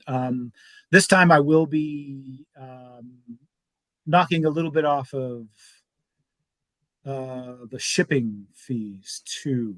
And that's in part because we're going to do something a little bit different. And do you mind if I talk a little bit about the titles that we're doing? By all means, please do. So we're going to be doing five, I think at least that's the plan right now, unless something falls through. 5 brand new releases, limited editions for the titles. So that's, I think pound for pound, maybe the last Halloween sale was a bigger lineup. Right. But this is a big lineup. And at least one of those will be a double film set. And at least 2 of the others will have multiple versions of the films available. So the thing we're going to do a little bit differently this year, and I'll explain sort of why, is we're going to do a flash pre-order for the bundle. Oh.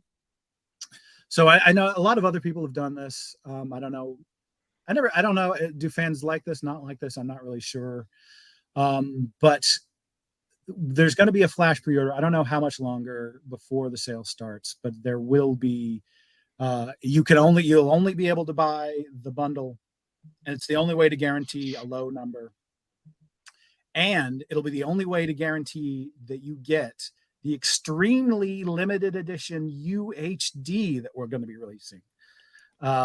So if you guys have seen some of the news, I'm not sure if you carried it, Ryan, on your page, but the Chaque Film, the French label, they released a movie that we're calling Death Squad. It's like Brigade de Mort or something like that. Something that's my awful French, by Max Pickus, the director Max Pickus. So they recently did if anyone wondered why their UHD edition was only 500 copies, it's because we're doing the other 500.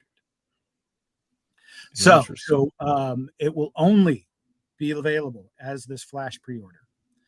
It's only part of the bundle. So this is there might be some grumbling about this. This is really, I want to celebrate the fans who are the diehards who buy the bundles. They go all in no matter what it is. This is to give you something specific. So this will be the bundle. So you will only be able to get it. It'll be, I don't know, a week, a few days beforehand, 500. It'll actually be less than 500 because I'll need to hold some back in case of lost mail or damaged copies or whatever. I always have to do that. So, but around 500. So the first 1 through 500 of all of these, you have to, in order to get one of those early numbers, in order to get this UHD edition, you're gonna have to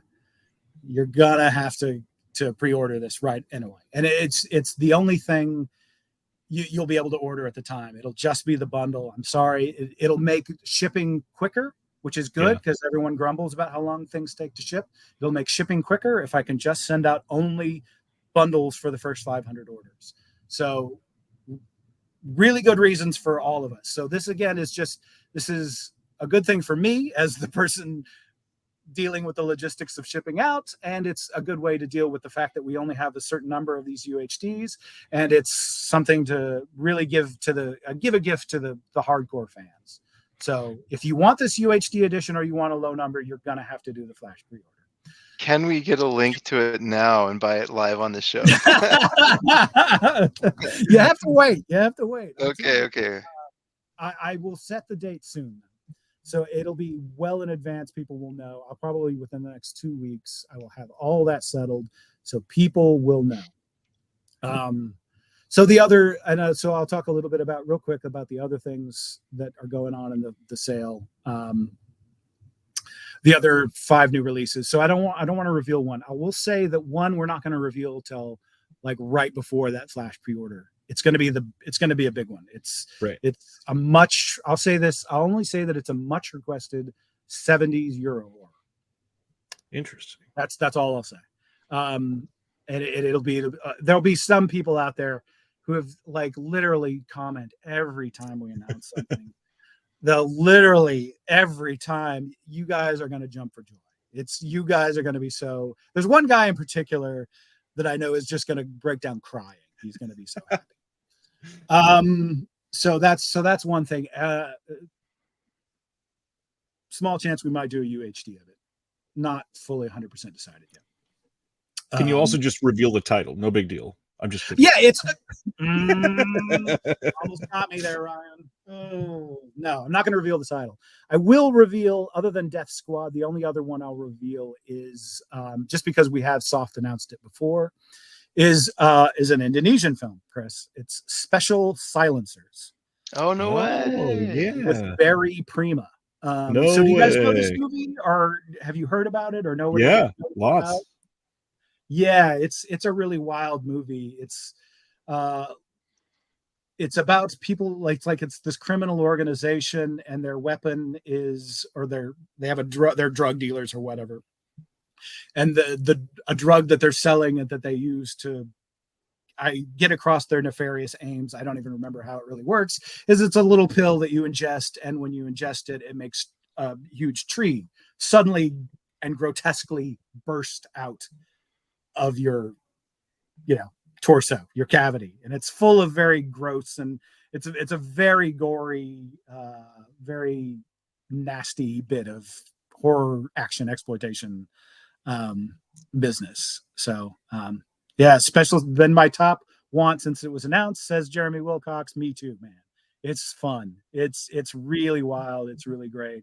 So that'll be on Blu-ray. Get a red case release. Working on the extras right now. So those are the 2, Death Squad and Special Silencers, that I can say for sure that we're doing. Then there'll be 2 others. Both will be Spanish films. So there's a lot of, we go hard on the Spanish stuff. Which doesn't sound good. I don't know. That sounds kind of weird. Yeah. So one is a 2 disc, will be 2 disc set, 2 films from a director plus his early films. And then the other thing will be the second in our series of Clasificada S series, the S rating for Spanish cinema from the late 70s, early 80s. So it's an erotic film that's not at all in any way erotic. There's just lots of sex, and it's really grotesque and bizarre. But we'll reveal those in the coming weeks. Next, probably as soon as I get done shipping out the Japanese titles, I'll reveal at least those, and then that final big secret title will be revealed like right before Sweet. the flash pre-sale. That's overwhelmingly awesome. So I hope so. I hope people are into it. Really, really random tie-in here, but I had a friend in high school who, I don't even know how it happened, but she got plugged into the Indonesian soap opera scene. She was like a regular actor on these Indonesian soap operas. Okay. And one of the directors that she mentioned was a guy named Arizal. Yes. Yes. So anyways, interesting tie. I've had that name kind of in my head for a while because it's a easy name to remember, but I know he was a huge director, so that's pretty wild that you're getting. Yeah, he is the director of Special Silencers. Yeah, and directed a lot of other really fun action movies, including I think he directed like a couple with Chris Mitchum. No way, really. Yeah, Chris Mitchum is one of the worst actors I think ever to be in exploitation movies. He's terrible, but he was in a lot of really fun movies, and those two. Yeah, exactly. Two Arizal movies, and they're both a lot of fun.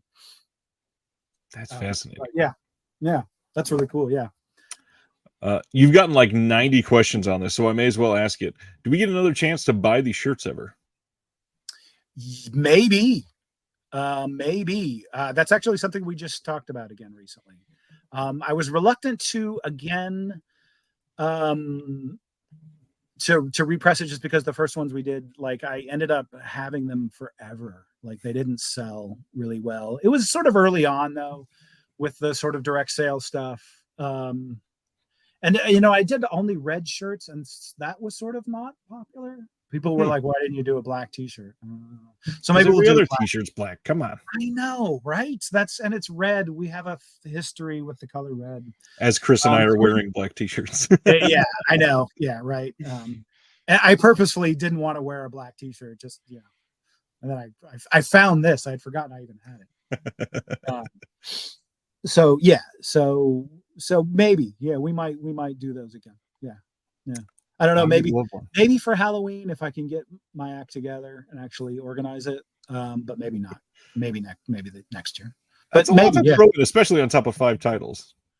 Yeah, and the sale and everything too. It's a lot of work. And again, for anyone who doesn't know, I do all of the shipping myself. I don't have a shipping crew. I don't have a big enough facility to do that. So it's just me. So give me a break if your order doesn't come as soon as you want it to come. Will says he just went to went to the site right now looking for a T-shirt. Sorry, dude. Yeah. Final score. Yeah, that's one of those Chris Mitchum ones that I think. Could someone confirm, is that an Arizal movie? I think it is. I believe so. It sounds like it. I really like this idea. Chris says you should do red shirts for a first run and then make them blue for the second run. Like your cases. One thing we won't do is white T-shirts, because only weirdos wear white T-shirts. Like, who wears a white T-shirt? Like, I don't know. It's people on spring break in Florida, I guess. I guess so. And girls entering wet T-shirt contests. Yeah. One recommended. They're not Mondo Macabro fans. I don't think. Recommendation I wanted to throw out, and this is going to be a cue for Jared to do one of his giveaways, is a Perversion Story, the Fulci film.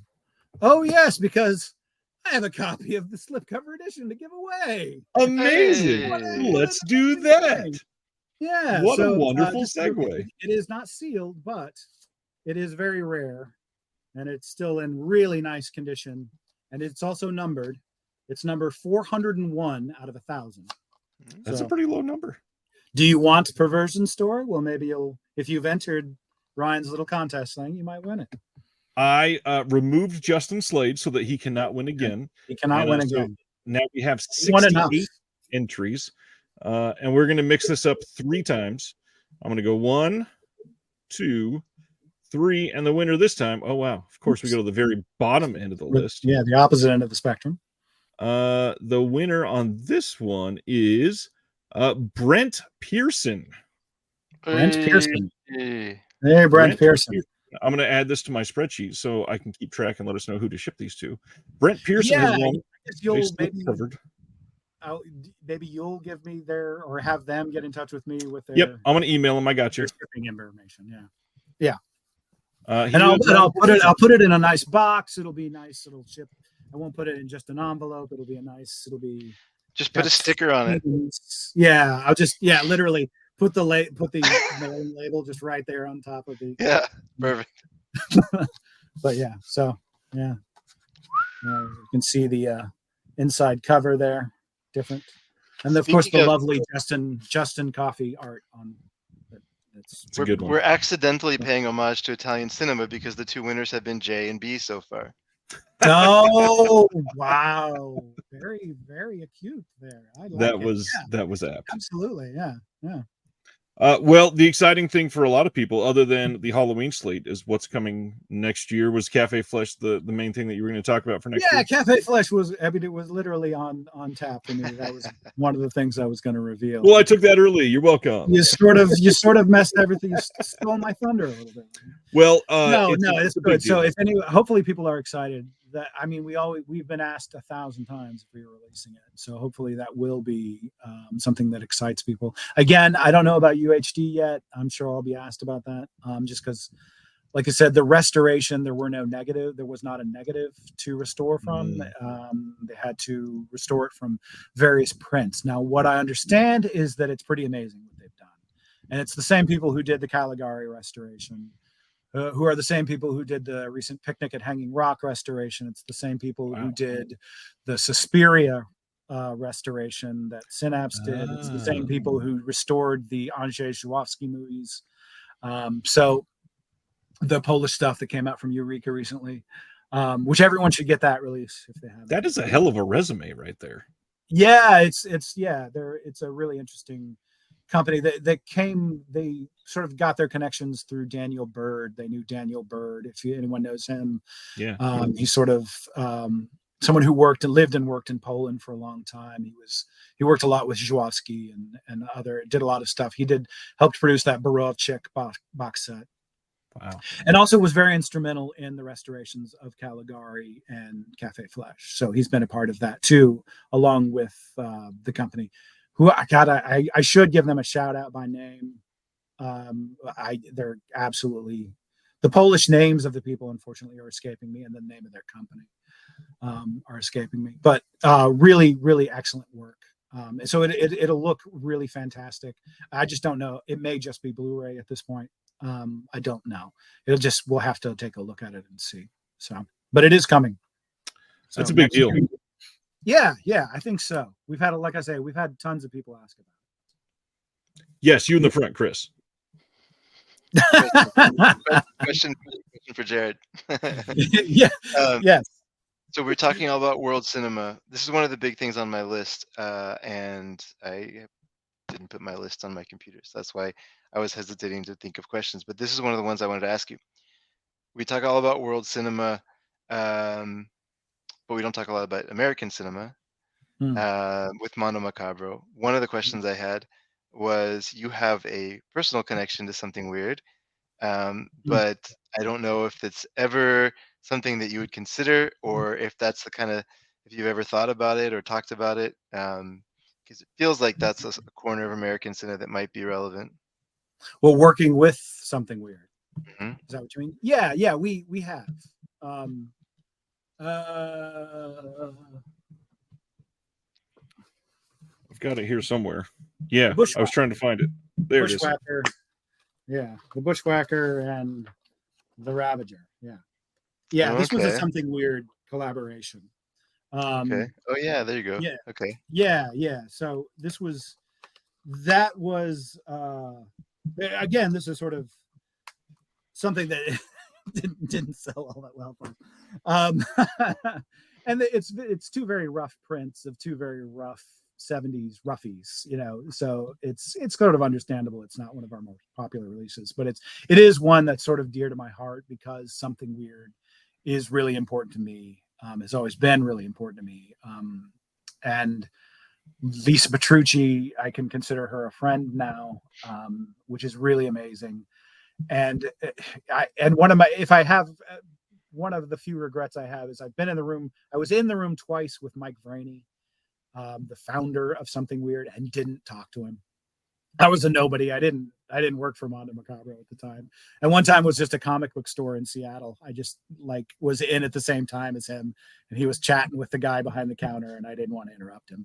But I was like, that's Mike Vraney. Something weird. And the person I was with was like, who? I don't care. So I missed the chance to meet him. But it's an important label, I think an important label for everyone, because it's an important part of the history of boutique labels that I don't know if a lot of people who have come to it more recently know about as much. They might know the AGFA Blu-ray releases or some of the stuff with Kino or whatever. But they were doing stuff on VHS in the 90s. They really pioneered. They were the first ones to do the Coffin Joe movies. Mike Vraney was the person that called him Coffin Joe. He came up with the term Coffin Joe. Was whatever it is in Portuguese. It means like Joseph of the coffin, not Joseph Cotton, Joseph of the coffin. And it sounded really weird to Mike, and Mike was like, that's not sellable. How about Coffin Joe? So it was him. So all that goes. He did Mexican movies. They did all the great American exploitation stuff. And then of course how I discovered them I'd seen their stuff before and was unsure about it. But I discovered it much later on with the Image DVD releases from the early 2000s. So that's it's Chris is right. I have a deep love for Something Weird. Their whole aesthetic, for Lisa, for Mike, and in fact that release we did. Honestly, it was a chance for me to just sort of pay homage to Mike and Lisa and the work that they did with Something Weird. As far as working with them again, we tried to come up with a few things that by the time I was talking to her, she had already sold off a lot of what she had to like Nicholas Winding Refn, of all people, and to AGFA, and made deals with Severin and Kino and some other people. So there wasn't a lot. And we tried to come up with some other stuff, but nothing really stuck. So, but never say never. There might be something we can work on again together. I would love to. Lisa's an amazing person. So Before we get to the next giveaway, I wanted to ask about a person that's been near and dear to Mondo for a long time too. Paul Naschy. I know that you probably can't reveal anything more on the upcoming slate or anything, but anything, a wish list of titles that you would love to do, or anything else that you could hint at or throw out to people for recommendations for the sale related to Naschy. I think Naschy deserves a portion of this because you've done so much for Naschy. Yeah.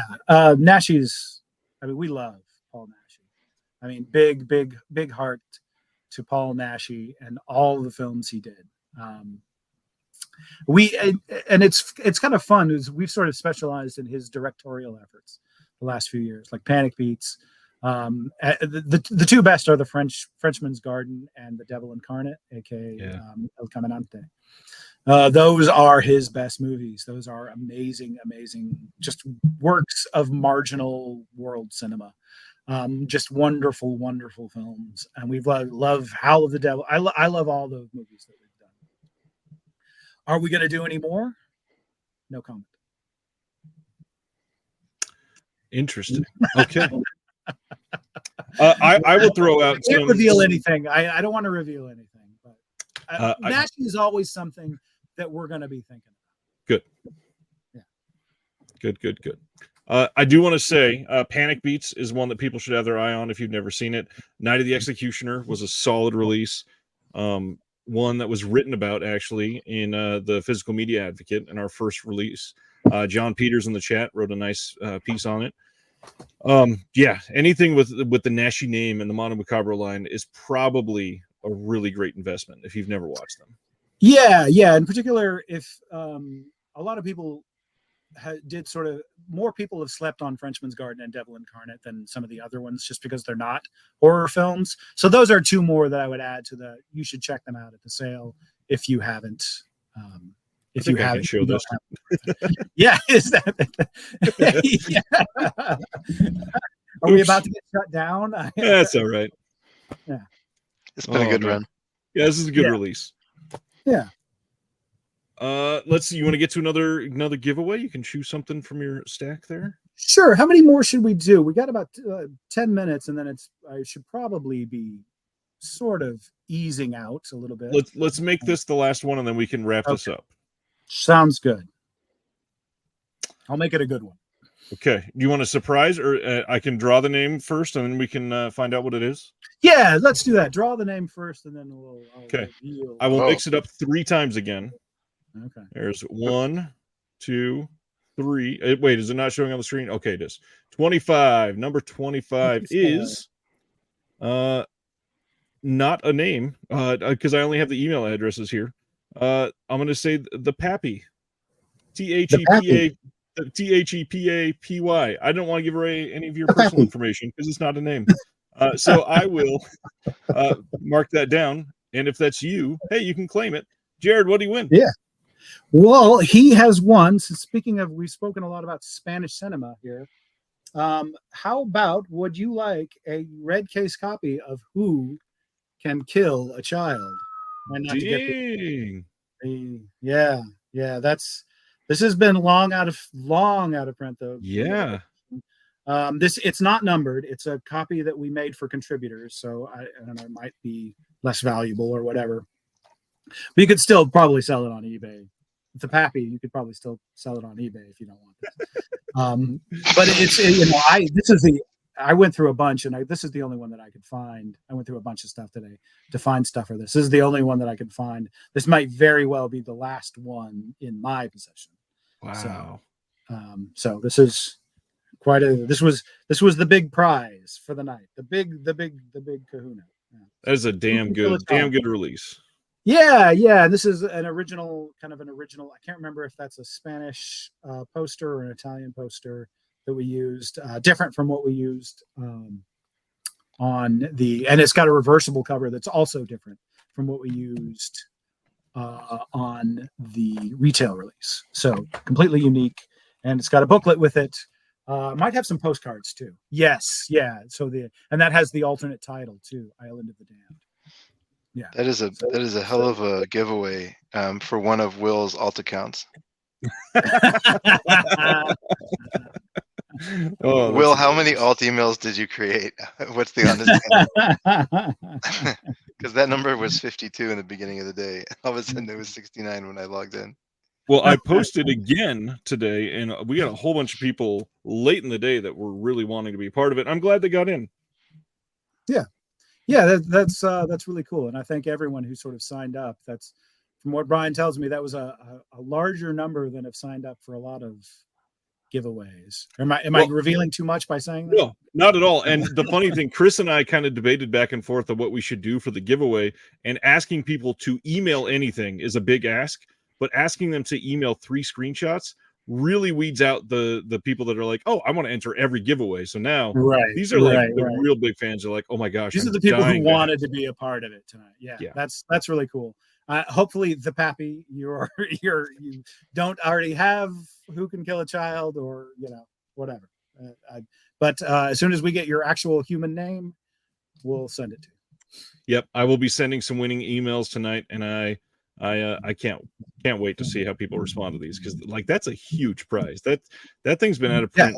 What year did that even come out? That was like 20. Oh gosh, I don't even. 18? Yeah, it's something like that. And that was an early one that was like, I think we only did 1,000 because we were only doing 1,000 at that time, and it sold out.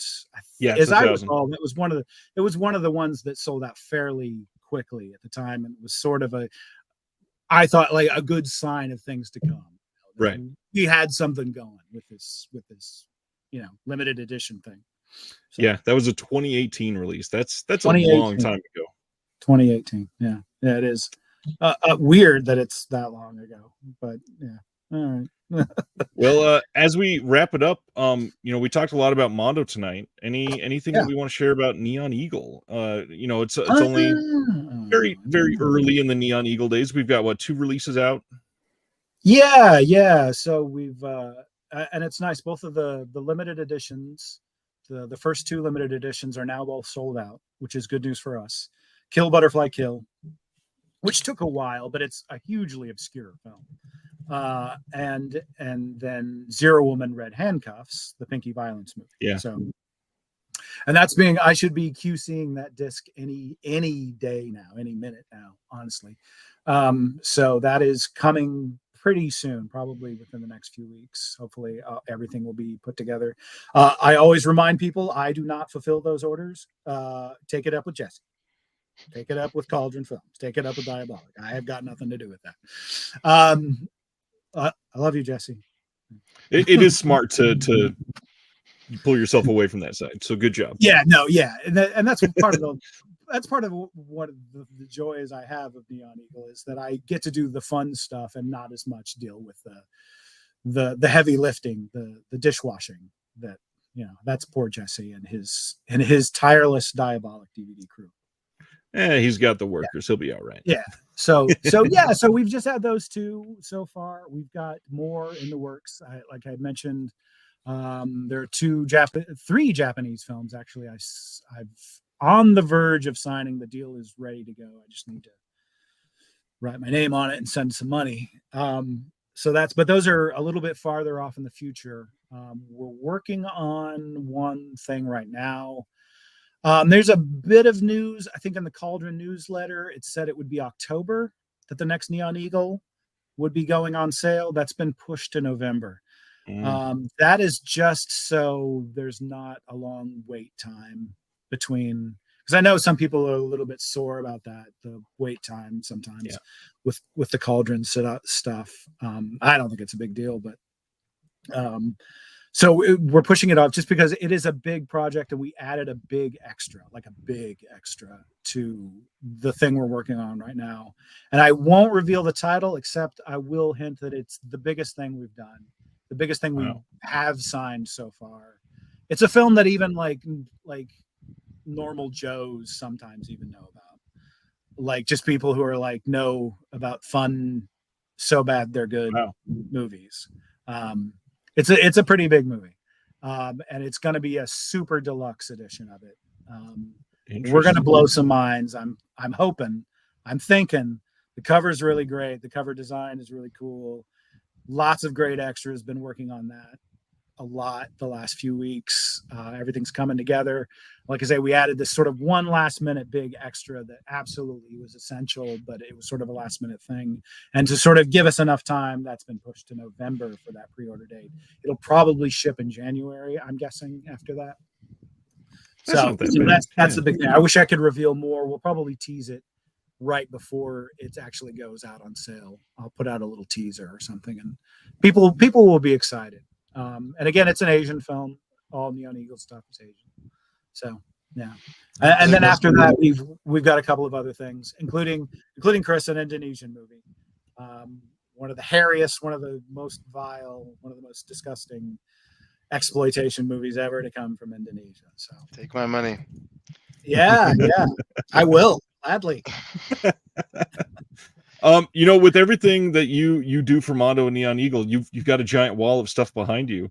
If we can kind of leave on just this general feeling, how do you feel about the whole industry / hobby right now? Because I know that you're very much like me. You get excited about a lot of the stuff coming out, and you're not one track minded like some individuals. So just how do you like get an overall sense of how you're feeling right now? Well, I on one hand, as a fan, I like both of you guys, and like everyone that I'm sure is commenting here and watching us. I am a fan. I'm not just a fan of movies. I'm a fan. I'm a collector. Like this is just part of my collection. This is my Asian wall. And then I have some Criterions up there. I don't think you can see them, but this is like where I have a lot of my Asian films, and then I have got the Mondo Macabro stuff. I've got all the Arrow stuff. I've got a bunch of stuff. I'm a fan. I'm a collector too. So I see a lot of stuff, and it gets me really excited. And in that sense, I think it's an amazing time. It is. I think like what Indicator is doing right now just blows my mind. What Eureka is doing, a lot of the stuff that Vinegar Syndrome is doing, a lot of the stuff that Severin is doing. Smaller labels like Connie and Deaf Crocodile love what they're doing. They're doing really amazing stuff. Arrow just announced we mentioned him a couple of times, Coffin Joe. I've been dreaming of something like that for years. Yeah. I just cannot wait. I couldn't pre-order that fast enough. It's an exciting time. But on the other hand, you get a little deflated when you go to a lot of the comment sections and you see people go, nothing for me this month, or and you don't have to be. No one, it doesn't have to. Not the stuff isn't for everybody. Not everybody can be a Jean Roland fan. Not everybody's super excited about every Hong Kong kung fu movie that Eureka or 88 is doing. I understand that, but man, it just seems like there is a good portion of the market out there that is I don't know. They seem not open-minded about stuff. I They would just seem agree. like they want the Chucky movies. They want the Freddy movies, you know? And They that's just it. want the same old mainstream stuff. And that stuff is great. I like those movies too. I love, like, I bought the big Shout Factory Friday the 13th set. I love those movies. I love the mainstream stuff. I got nothing against it. But come on, man, like, give Coffin Joe a chance, you know? Give Mondo Macabro a chance. Like, really give, like, what we're doing is not super mainstream, but you might still find something that you like and might open your mind. So that's my little rant about, you know, that. And I don't want to say, I'm not like, it's not a negative thing about anybody. Everybody, we do this out of love. It's what makes you happy. I wish there was sometimes a bit more open-mindedness in the market that I'm seeing. And I guess maybe it's disappointment, because I thought that people would become more open-minded as this thing got bigger. And in some ways, it seems like it's gotten more conservative.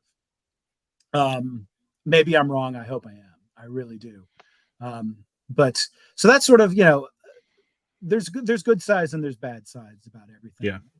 And you know, the industry itself, I worry that that's too much. That's my big worry, is that there's just too much. And I see a lot of people worrying about how much stuff costs. And all this stuff. And this is real world stuff. This is like, people, you know, people have kids, you know, people, you know, have to put a roof over their, you know, heads, you know, it's, you know, not everybody can buy everything. And so I sort of worry that the bubble is going to burst a little bit. I think we're well prepared to ride out something like that because we have before, and because we don't throw tons and tons of money like some labels do. Again, no disparaging or no ill will or ill feelings or ill, you know, anything. But I think some labels are going out there and doing too much, quite frankly. And there's a glut. And I would like to see, it's difficult because, like I say, there's amazing stuff coming out all the time. How many amazing announcements do you do every week? Like, it's a ton. 50 announcements sometimes, right? More. Yeah. You know, A month ago, there was 100 in one night. That's stupid. It is. It's just stupid. But it's exciting too. But at the same time, how can this last? You know, I worry about that. I don't think it'll last. I don't think that physical media is going away anytime soon. I'll just say that we're all in it. I think, you know, a lot of us are lifers, right? I mean, you guys, you're lifers. You love this stuff, right? And a lot of why we're here. A lot of the people at the Blu-ray forums, these are people who really love this stuff. If they, you know, they've been collecting it since the 90s, or they just started a month ago. It doesn't matter, you know. And I think that's really fun too, that there are still people coming into this. There's still people discovering this stuff all the time. That's really exciting, and we need those people, you know. So that's my little rant. That's my thing. I'm very much an advocate for this. I have my worries, I have my concerns, but I love it. And there's a lot to love right now. It's a really exciting time. Well said. If I can rant on the positive side for just a second, I will say, in this industry, support good people. Support Mondo Macabro. They've been working at this for so long. Literally one of the main boutiques that have been here some of the longest time compared to all of the others. Also support people like Chris Haskell, who at They Live by Film puts out some incredible interviews. Just dropped one with a label that I really appreciate, Canadian International Pictures. It's a wonderful interview. And if you like good, exciting things like this, come back here Thursday night, same time. Deaf Crocodile's announcing 3 new titles on the show. And I've got very exciting. Three trailers to debut that night. And on that note, I think Jared forgot about this. Why don't we all leave everybody that's been hanging out all night and show the Curse of the Dog God trailer for everybody? Here is the original Japanese trailer. Here is the premiere, and then after this, we will end the show as soon as the trailer's over. Thank you all for watching. Have a great night. Yeah, bye-bye, everybody.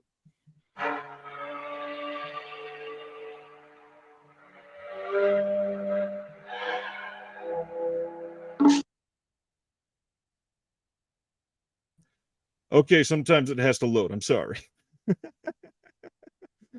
let me refresh. Here we go.